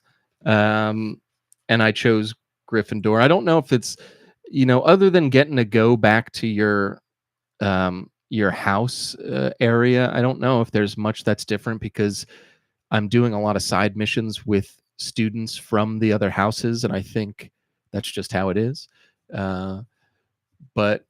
But yeah, a lot of fan service as a Harry Potter fan, and yeah, I don't know. It's a lot of fun. Like I said, the enemies are kind of like I was saying, the logbook logs all your enemies that you encounter, and you can like read about them and like try to get better when you fight them next time. But it's all like the same stuff. You end up fighting, you don't know who you're fighting, you can't really tell.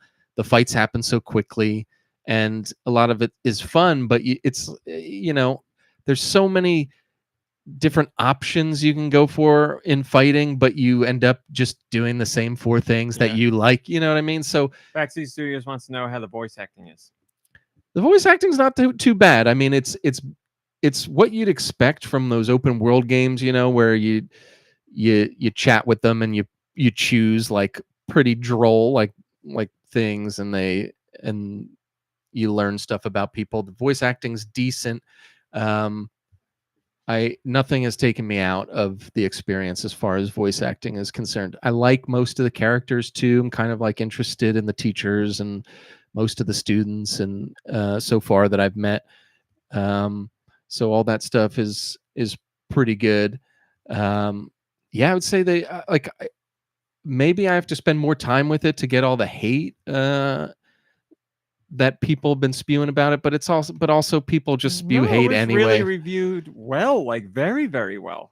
Yeah, I don't know. I thought retrospectively people were like, it's it's games come and gone. I mean, I don't know if this is you saying you're reading comments somewhere on controversial on Reddit, but yeah, it was reviewed really, really, really well.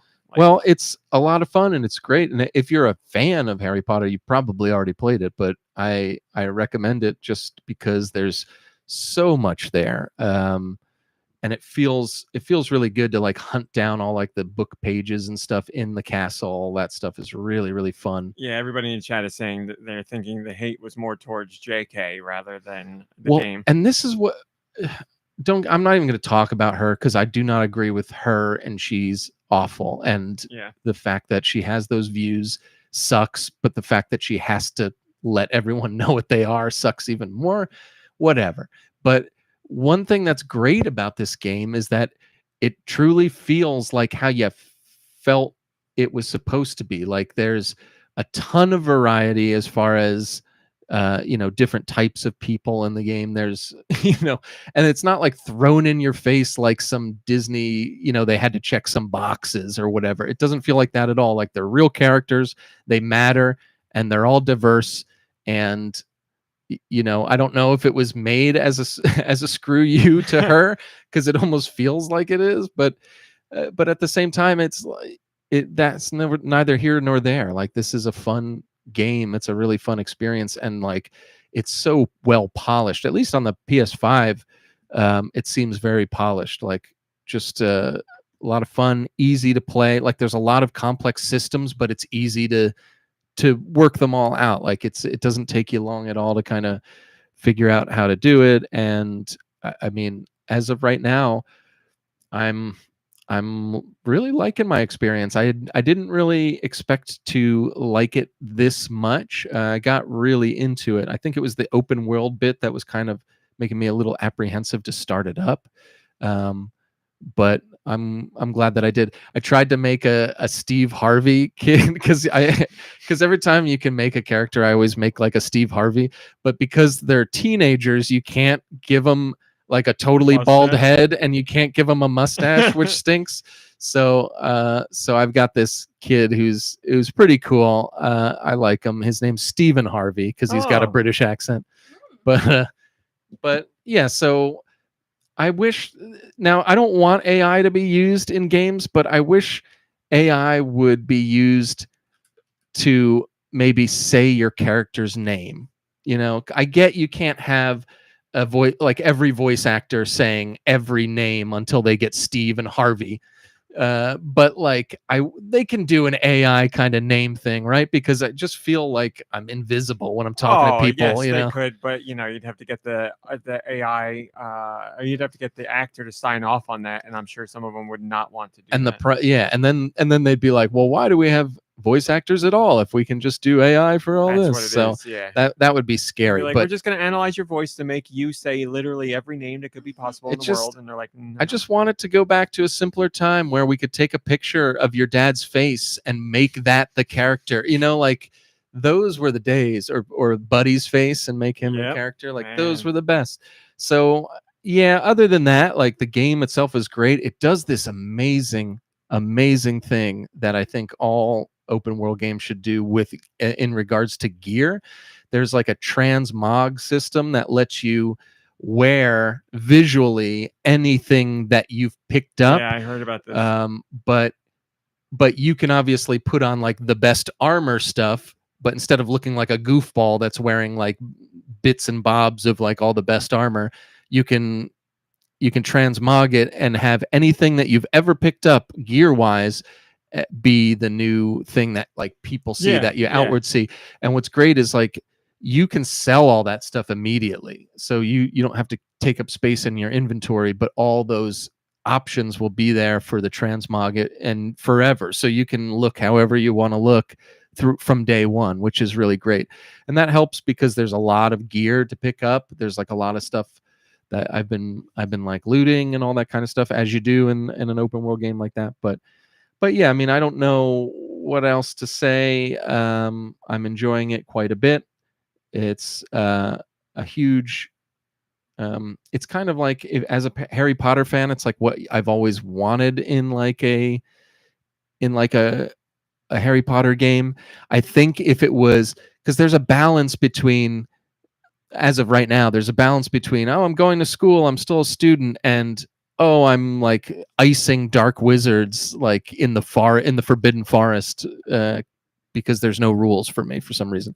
And like I feel like if it was just a school simulator, I would have been like, oh man, I'd want to be an Auror and go around and like ice dark wizards. But then if it was just like a open world, collectathon where you're beating people up the whole time, it's like, oh, I want to go back to Hogwarts and learn something. So as of right now, it's got like a pretty good balance between those two things. I'm just waiting to like do all my assignments, and then they'll be like, well, you graduate, go kill dark wizards or something. But I hope it's not that cut and dry.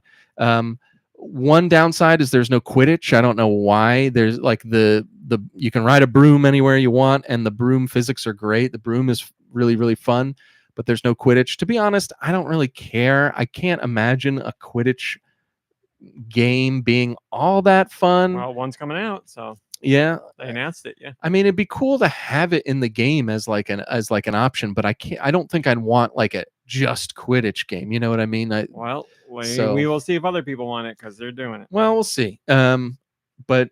But yeah, I mean, that doesn't really bother me that right, much. There's a few, I don't know, there's nods to like other characters and stuff, because this takes place like I guess 100 or 200 years before like the books do. So you'll recognize like some family names and things like that. But first of all, I like Harry Potter and I know a lot about Harry Potter, but it's not so precious to me that I could care less what they do, kind of thing. It's not going to ruin it for me. I can be a little bit more babyish when it comes to Lord of the Rings and things like that, but whatever. This is really fun. It's very engaging. The music is excellent. The attention to detail with the world, if you're a fan, is great. I can't say, RMC, that you would have fun playing it, because you would eventually get to a point where you're like, this is just like every other open world game. Yeah. But for someone like me, first of all, I have a higher tolerance to that kind of repetitiveness, and second of all, I'm a huge fan, and this is like, I mean, developers did an amazing job. I could see people who don't play video games but love Harry Potter just walking around the castle and enjoying themselves. Like, it's really that, or like enjoying being with someone who does play games while they play. Like you could sit and enjoy. It would probably be a ball for somebody who really likes it. I mean, there's so many things. They've got like the ghosts in the castle, and like Peeves will like mess with students and stuff while you're walking around, like all these like little things. It's not super interactive. I'll take the interactive with just being able to talk to any character you want to, but there are a lot of things like around almost every corner there's something happening, and it's like really fun and whimsical. Captures the feel of the books and the movie perfectly. So I'm gonna keep chipping away at that. It's nice because it's not because when I finished 1000 Times Resist, you know that I loved that and I was very moved by it, and I don't think I could play another narrative driven story right after that game. But this is more of the story doesn't matter as much to me. It certainly isn't as impactful. It's definitely more just like a fun, fantastical take on Harry Potter, and it's done so well that this has been a great game to get into after 1000 Times Resist. Just from a mental standpoint, this is like a big warm blanket. Harry Potter's always kind of been like that. And this feels like that. So it's kind of like, oh, you were heartbroken after 1000 Times Resist? Come here, baby.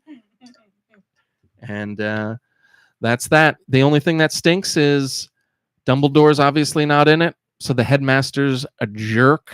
Phineas Nigellus Black. But anyways, don't get me started on him. But yeah, thanks for listening. I appreciate it. I love talking about the games that I've played. And RMC, what have you been playing? Thank you for asking. Played a little bit of Fortnite this week, not as much as usual. Still having lots of fun with that. I played. What am I going to talk about first? I started a visual novel called Misericord Volume 1, and I am very into it.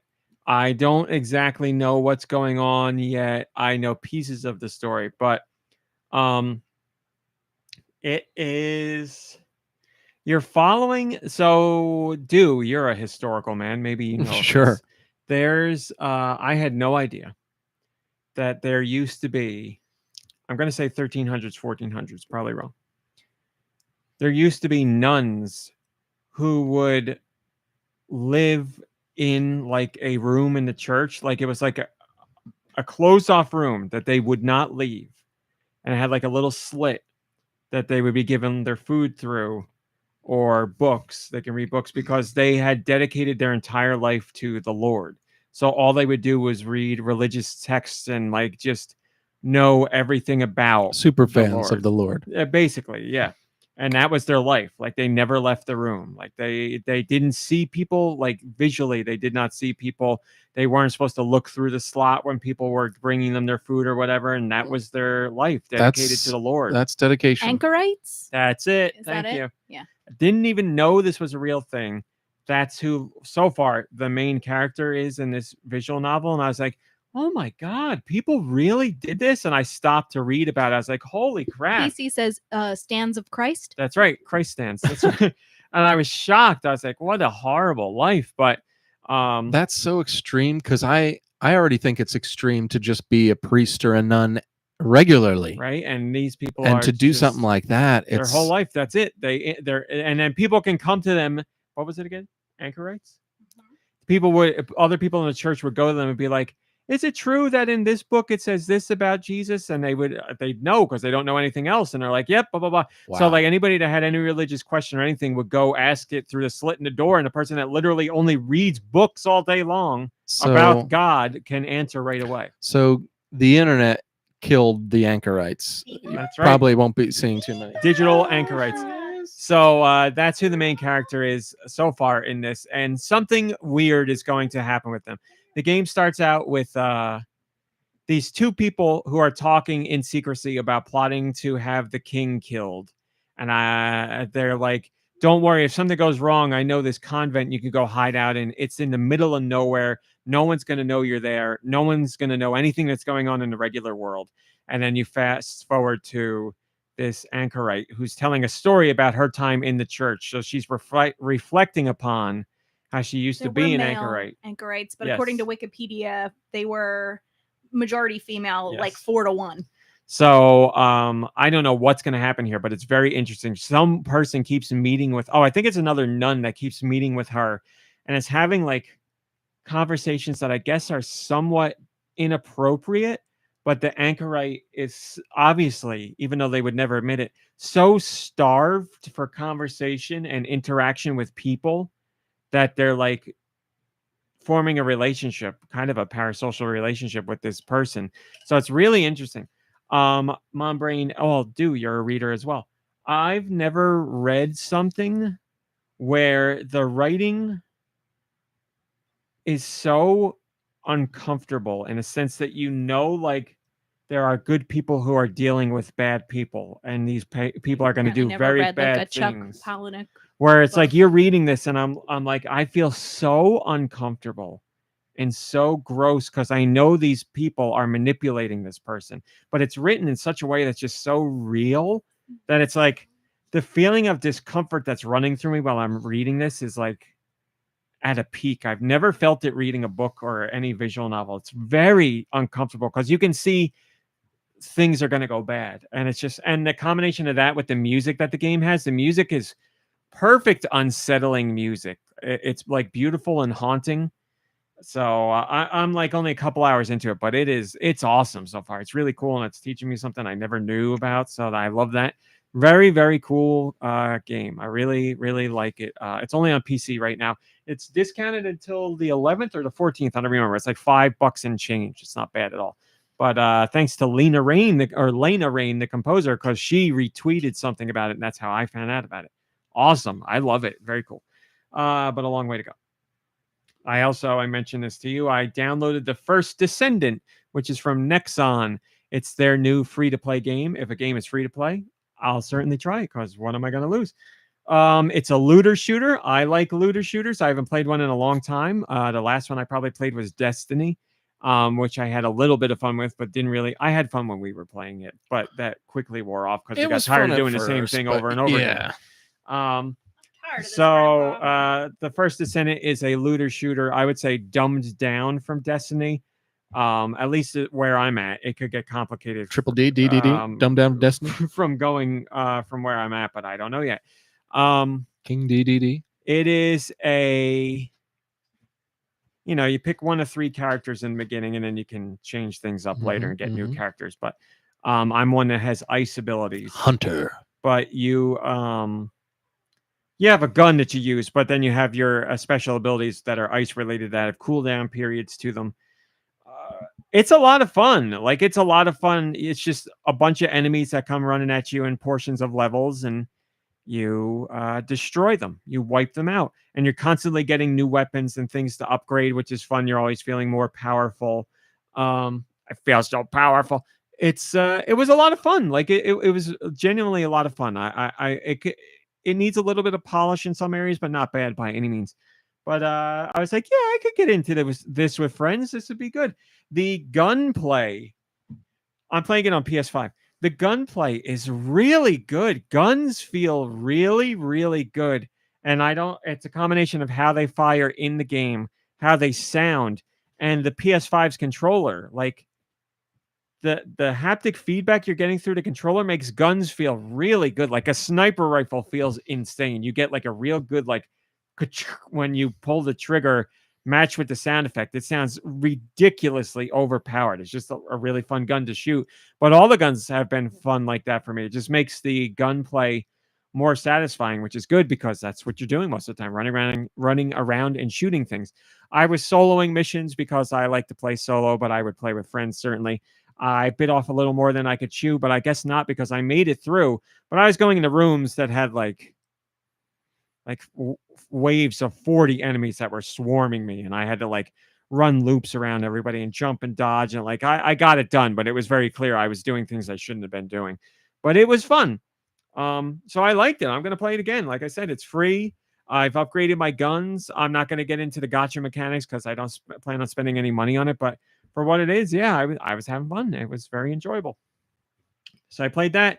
And then, as I said on Patreon, I wrote about Zenless Zone Zero, which I've been very excited for. Now it's finally out. The developers of Genshin Impact and Honkai Star Rail, they know their stuff. They know how to make a hit game. They know how to make a game that sucks people in. They've become very popular in a very short amount of time.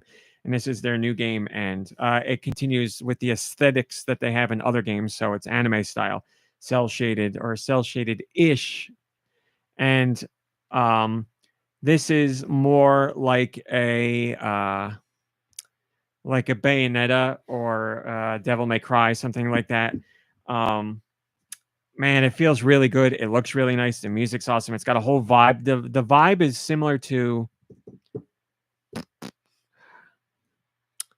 the music game, cell shaded. You played it, Xbox. You loved it. Oh yeah. I can see it now. Yellow coat on the main character. You got it. Somebody in the chat will know. Maximum overdrive. Hi-Fi Rush. I remembered it. Hi, E17. Hi-Fi Rush. Thank you, Radical Defect. What'd you say? Maximum something? Yeah. Hi-Fi Rush. It's got a similar style to that as far as colorful, but it doesn't look like it. The visuals are very different. But, man, it's a lot of fun. So you go in stages, and you beat up enemies, and there's dodging mechanics and parry mechanics, and it's a lot of fun to play. And you build up meters that you can do special attacks, and you always have at least one other character with you. You play as one main character, but during special attacks, if you do a special parry, you can swap in you can swap in a different character, and they come in and do a special move, and then you can swap back. It just feels really fun and frenetic to play. It was cool. And you go into what are called hollows. Hollows are the levels where you're fighting things. And it's presented as like just a 2D grid-based thing. And you move your icon through the grid panels, and you'll unlock coins or secret treasures to pick up. But then some spaces have enemies, and those take you into the hollow to actually fight. So you're working your way through the grid, and it's like you could try and push further in, but you might get yourself in trouble, or you could go right to the end of it if you want, but you're going to miss out on good stuff. So I like that. That was really interesting to me. I only played a couple hours of that too. I literally played it just last night for about 2 hours. Then I had to go to bed, but it was good. I really like it. Between the First Descendant and Zenless Zone Zero, I'm more into Zenless Zone Zero, but that's not to knock the First Descendant. Just they're both fun, and they're free to play. So I am going to stick with both of them. I enjoyed my time with each. I'm going to go back into Zenless first because I want to get more time with that. And then I'll see if I can rally anybody to try out the First Descendant with me. But I'll play solo too. It doesn't matter. But yeah, it was a good week for trying out new stuff. And like I said, they're free. So why It's free. It's free. Let's do questions. Send your questions to goninpod@gmail.com. Where? goninpod@gmail.com. They can be about Maybe I Nintendo, will. video games in general, or whatever the hell you want. First one comes from PT. Yes, that's true. I was just wondering, is George an animated movie fan? I imagine he likes characters like Shrek and Mike Wazowski, but I was wondering if it may be possible for George to read the following monologue from the DreamWorks film Shark Tale. George, would you mind reading that for me, please? Just pass it over to George now.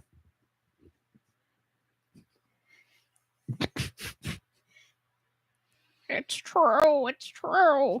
And the other thing is, my sister had a baby, and I took it over after she passed away, and the baby lost all its legs and arms, and now it's just a stump. But I take care of it with my wife, and it's growing, and it's fairly happy, and it's difficult because I'm working a second shift at the lime factory to put food on the table.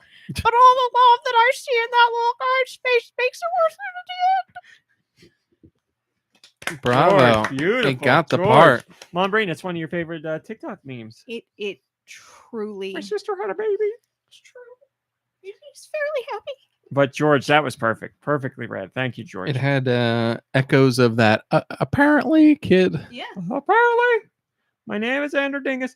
We also have a Patreon question. MomBrain, did you know you could join the Patreon? For $1. For $1. Markthulhu did, and they have a question. If you could go back in time and spend a day with your younger self, or bring a younger self to the present day, which age would you choose and what would you do for the day?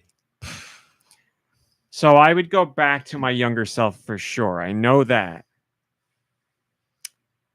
But what day would it pick? I'm automatically trying to think of like something where something horrible happened and I'd be like, don't do that thing.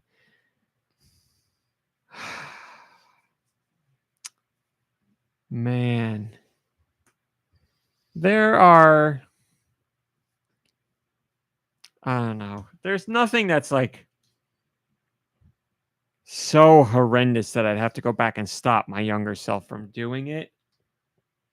But there are things I did I would like to undo. Like, you know, way back in my childhood, I hit Nikki Hill in the face with that Frisbee in the pool, and I still feel bad about it. I'd like to go back and stop that. But it seems like that'd be a waste. Like, you need like something bigger. It's a funny story. Save a friend a bloody nose, but lose a funny story. It's a tough one. But I mean, I'd argue that it's worse that you guys locked him in the trunk at his birthday for the entire No, day. it's not, because he asked to do it. He asked to Well, do it. he was, according to the way you tell the Frisbee story, he was asking for that as well. No, he didn't ask for it. He was just like jumping up and down out of the water. And like he knew that we were throwing the Frisbee. Yeah, and he was trying to miss. He was asking for it. Well, he literally asked for put me in the trunk, so I don't feel bad for that at all. You don't feel bad. Not that even a little bit. Locked him in the trunk. No, because and when didn't he let him out, because I'm sure he was like, "Okay, guys, now I No, want to get he out." said, don't let him out. After like 10 minutes, we were like, "You're not getting out." And he said, "I can do it. I can do it." And we were like, "All right." That was it. We asked. We didn't just leave him in there.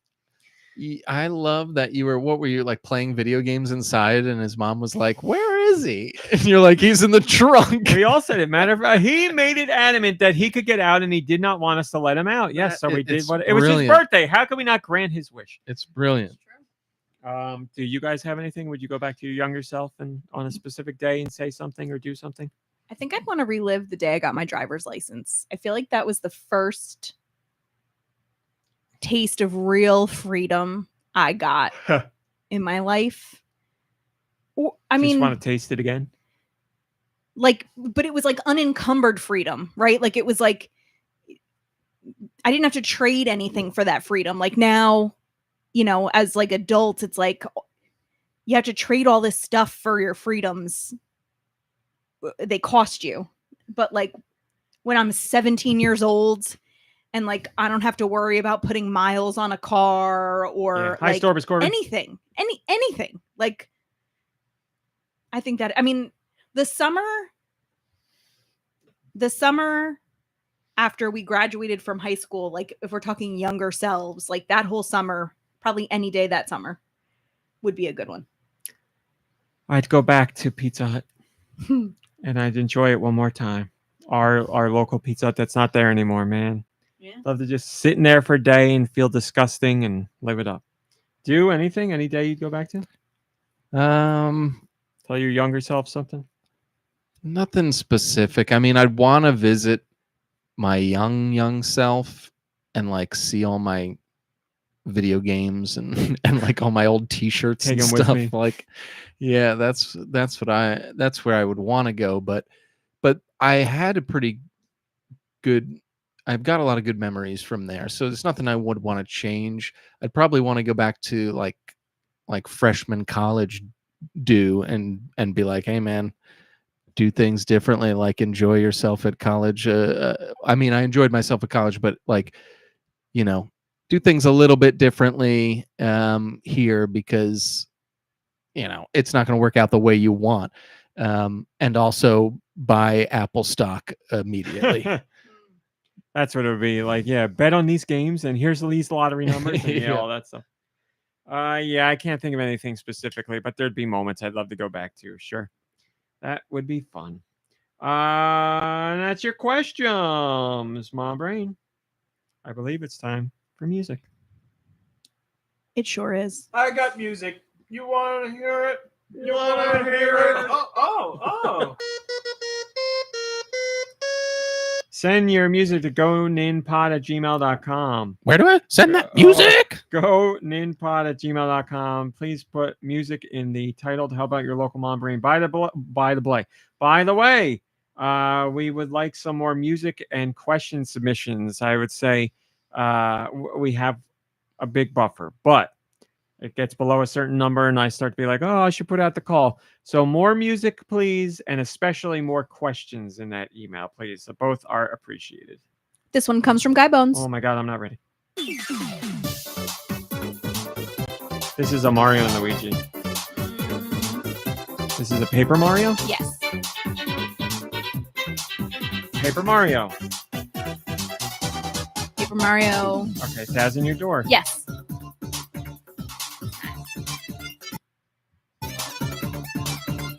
Ooh, yeah.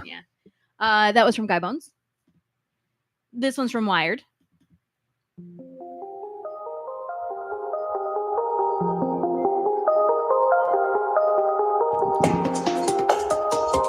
I love it.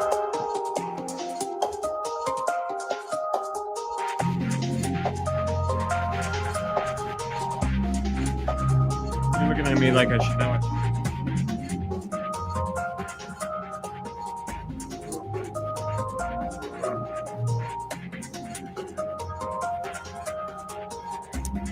I don't know, something Konami. Probably wrong on both. That's okay. I really don't know. Product number 3, Metal Gear. What system is it on? Switch. I don't think we got a shot. I really like it.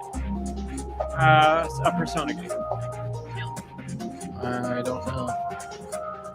A Hollow Knight. I give up. You give up? Soul Bars. Have not played it. SOULVARS. I do know it. Man, cool song. Yeah, it's a nice one.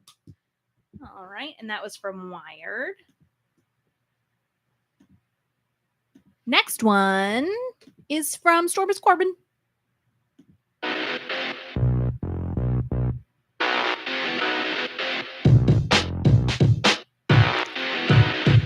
I know this. Oh. It's Magic. That it is. Oh, wow. On the Wii. I knew it. Because I remember liking the soundtrack until people started rapping or singing, and I was like, I loved, was it Greg Proops? It was like the announcer. He Yes. would like do a play-by-play. yes. It was like really funny. That was, man. What a time capsule that game is. This comes from No Blades, No Bows. Super Nintendo. It is.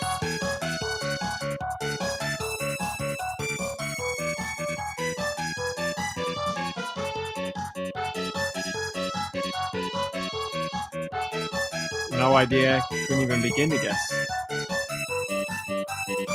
I like it. When you're ready, before I give it away, I would like to read the tagline. Sure. You tell me when. Yeah, I mean, I'll give it now. I don't know what it is at all.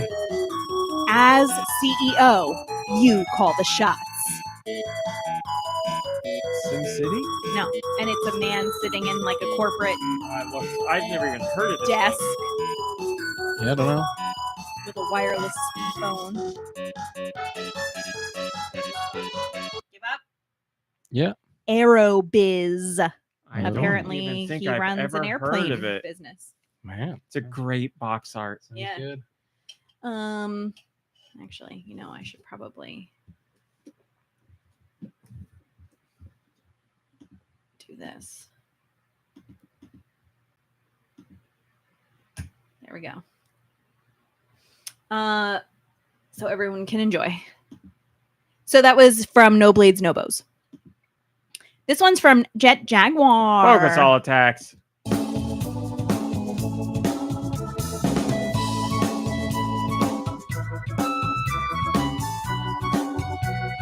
I feel like I know this.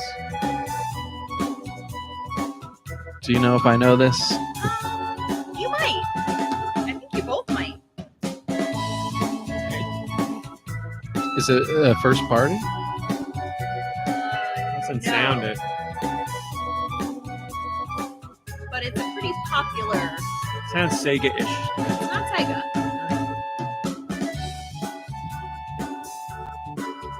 I got no idea. I got nothing. Yeah, I don't know. I gave it up. Maybe it just sounds familiar. Live Alive. Oh, of you course did it sounds know it. familiar. Son of a gun. I'm clear on that one. I haven't played it. From Jaguar. Dang, that was a good tune. Good game. This one comes from Matthew Brown. Oh, come on.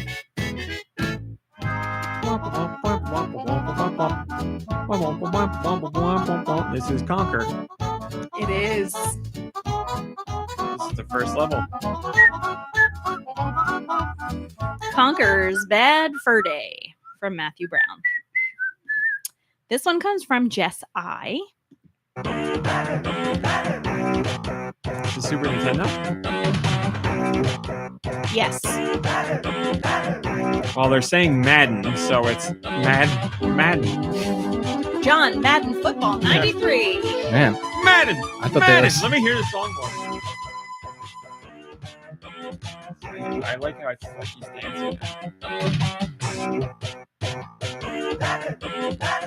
Man, I can't believe you got that. At first, I thought they were saying bathroom. Bathroom. Bathroom. John Bathroom Football. And that was from Jess I. This one is from Mikey 3319. I was gonna. I got nothing. Okay. Man, that's like a Square. That's a sound that Square Enix used, but this is Super Nintendo. I know that, but Yeah. the wind part Square used a lot. But this is that guy again. So that means it's a licensed Super Nintendo game.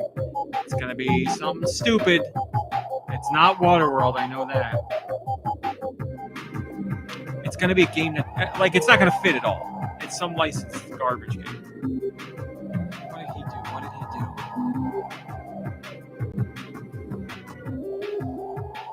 It's not This is Jurassic so good. Park. He didn't do Jurassic Park. What did he do? Flintstones. You got it. Unbelievable. It's just that's just Flintstones, man. Unused song. That guy's amazing. What a great song. That was from Mikey 3319. This one's from Nico Darunia.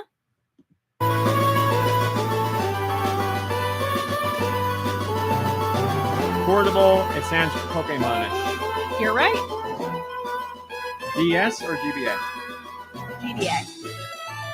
Ruby or Sapphire? That's correct. There you go, baby. From That's Nico pretty good. Darunia. That's pretty good. And we have one last song for the week. And it comes to us from Geku Kitsune.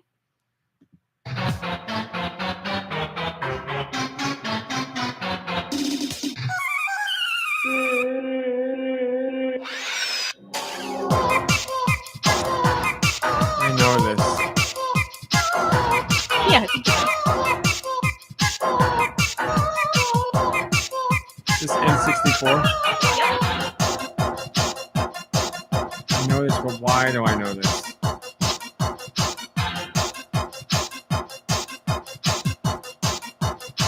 Oh, I know this. I'm just talking about. Who was I talking to this game about?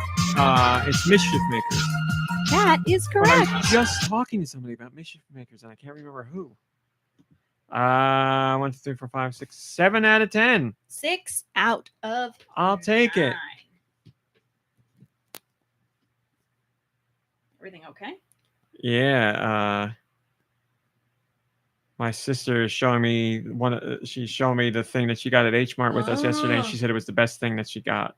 Excellent. She said it was an amazing ice cream sandwich. Thank you, MomBrain. Thank you, music submitters, and thank you, everybody. That's all we got for today. What's happening? It's everything. We're done. Okay, why are we playing music? Just for Oh, this is the music that gets the spiders and the flies all riled up. Why And did something happen? yes, What's happening? Deux views. It's never news. Rumor of the week. with Do Michaels. Ladies and gentlemen, you know how we do it here. We save the best for last, and I save the spiders and flies for the rumors of video games. So I send out these like spies, and they come Spiders, back. flies together. Exactly. Flies. Thank you very much. And they get rumors, and they bring them back to me, and I read them at the end of the show. But there's actually something really special about the story that I have to read right now. It's not a rumor. This is a one-time event where it's a true story. my It's a God. true rumor. It's a true rumor. Pay attention. Put your phone down. This is really, really This is a exciting.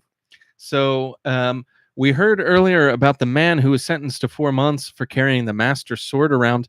There was more to that story. He didn't get the 4 months for that. He actually got the 4 months because they had him on CCTV the week before wearing his green fairy costume, floating around with balloons, and he was dropping bombs on people.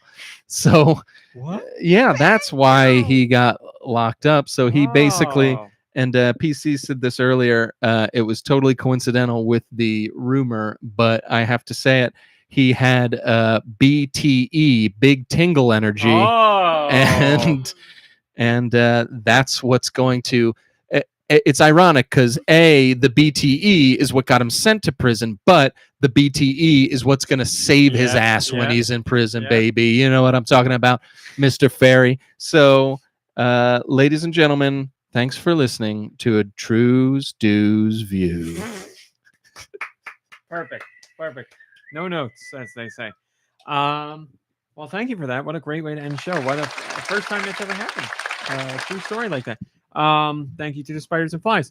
Thank you, everybody, for watching and listening. Unbelievable. And we will see you next week. Goodbye, everybody. Goodbye. Goodbye, everybody. Bye. Goodbye. After show. MomBrain, I'm going to leave it part of it to you because I do have to pee again. What? You should talk about the Kyle MacLachlan thing because that's your expertise, of course. Yeah. Oh, that sounded painful. Was that a hip? Was that a toe? Yikes. Oh. Okay, so Rami got a TikTok of Kyle MacLachlan advertising for Arby's. I guess they used to have like potato cakes, which is basically just like whatchamacallit? Like a latke or something, or what are they? No, the hash brown. Oh, okay. But they're triangular. And it was like very like the commercial was very Twin Peaks parody-ish. So we of course found, oh my god, Outlaws. Oh my god, Outlaws is getting married at the Great Northern. That's so cool. Like the outside or the outside or the inside? Because the inside wasn't a set, I don't think. I think the inside was also, but I don't Really? think the outside and the inside were the same place. I think. Man, that'd be really nice. Picturesque. Man. Fantastic. So MomBrain, do you have trouble focusing? yeah. Yeah, tell me about it. But well, Outlaws, what I need to know though is Hi, Outlaws. Good to see you. so the inside of your venue doesn't look like the inside of the Great Northern, but the outside of your venue is the outside of the Great Northern, right?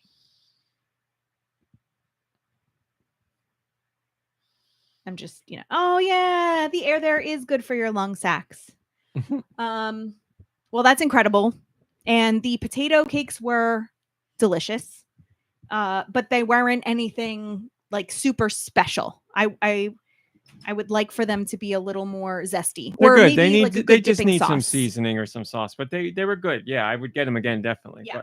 But yeah, as MomBrain was saying, they hired Kyle MacLachlan to do their advertising for him, and the first one is him just wanting them at their drive-through and them not having them, and then he sees like a glowing light in the woods, and it's like he uncovers like a buried one and holds it up and like starts praying to it, And then the next TikTok is him like full on like a druid's outfit, like talking weirdly. The second one is really funny, and there's a moment in it that's so Tim and Eric-esque that it's just it's a quick little moment that's really funny. So the ad campaign is great. Me Momo Kyle McLaughlin. Because it's like the way he eats one of the potato cakes is just very funny. But because Kyle McLaughlin's doing it, I follow him on Instagram or on TikTok. Probably why I got fed the ad, and I was like, yeah, we'll go try them. So it was they were good. So the other thing, I found out that they were doing s'mores flavored ramen, like cup noodle s'mores, and I was like, I like weird flavors, so I'll give it a shot. So weird. MomBrain was horrified, absolutely so horrified. Awful.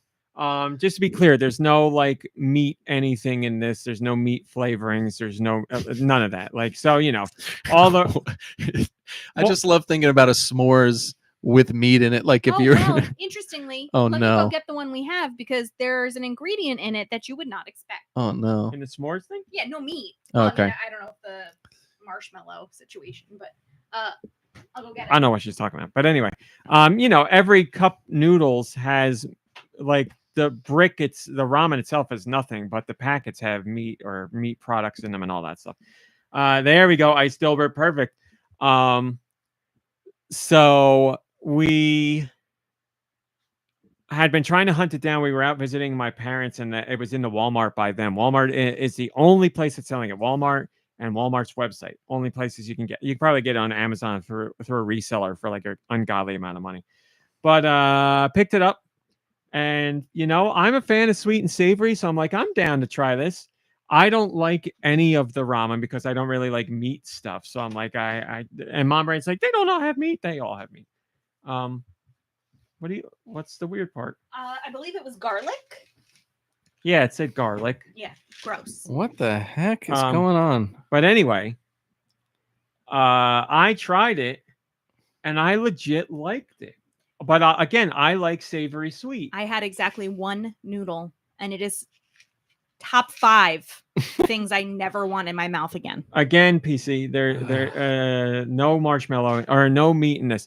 But so nasty. It's s'mores, chocolate, graham cracker flavors. If you open it up, it looks like somebody took ramen and dumped in like a hot cocoa powder mix with those little tiny marshmallows. So gross. But I gave it an 8 out of 10. I like sweet and salty, and I finished the whole thing, and I was like, I legit like this. I legit enjoyed it. So if you're into sweet and savory, I suggest you give it a try.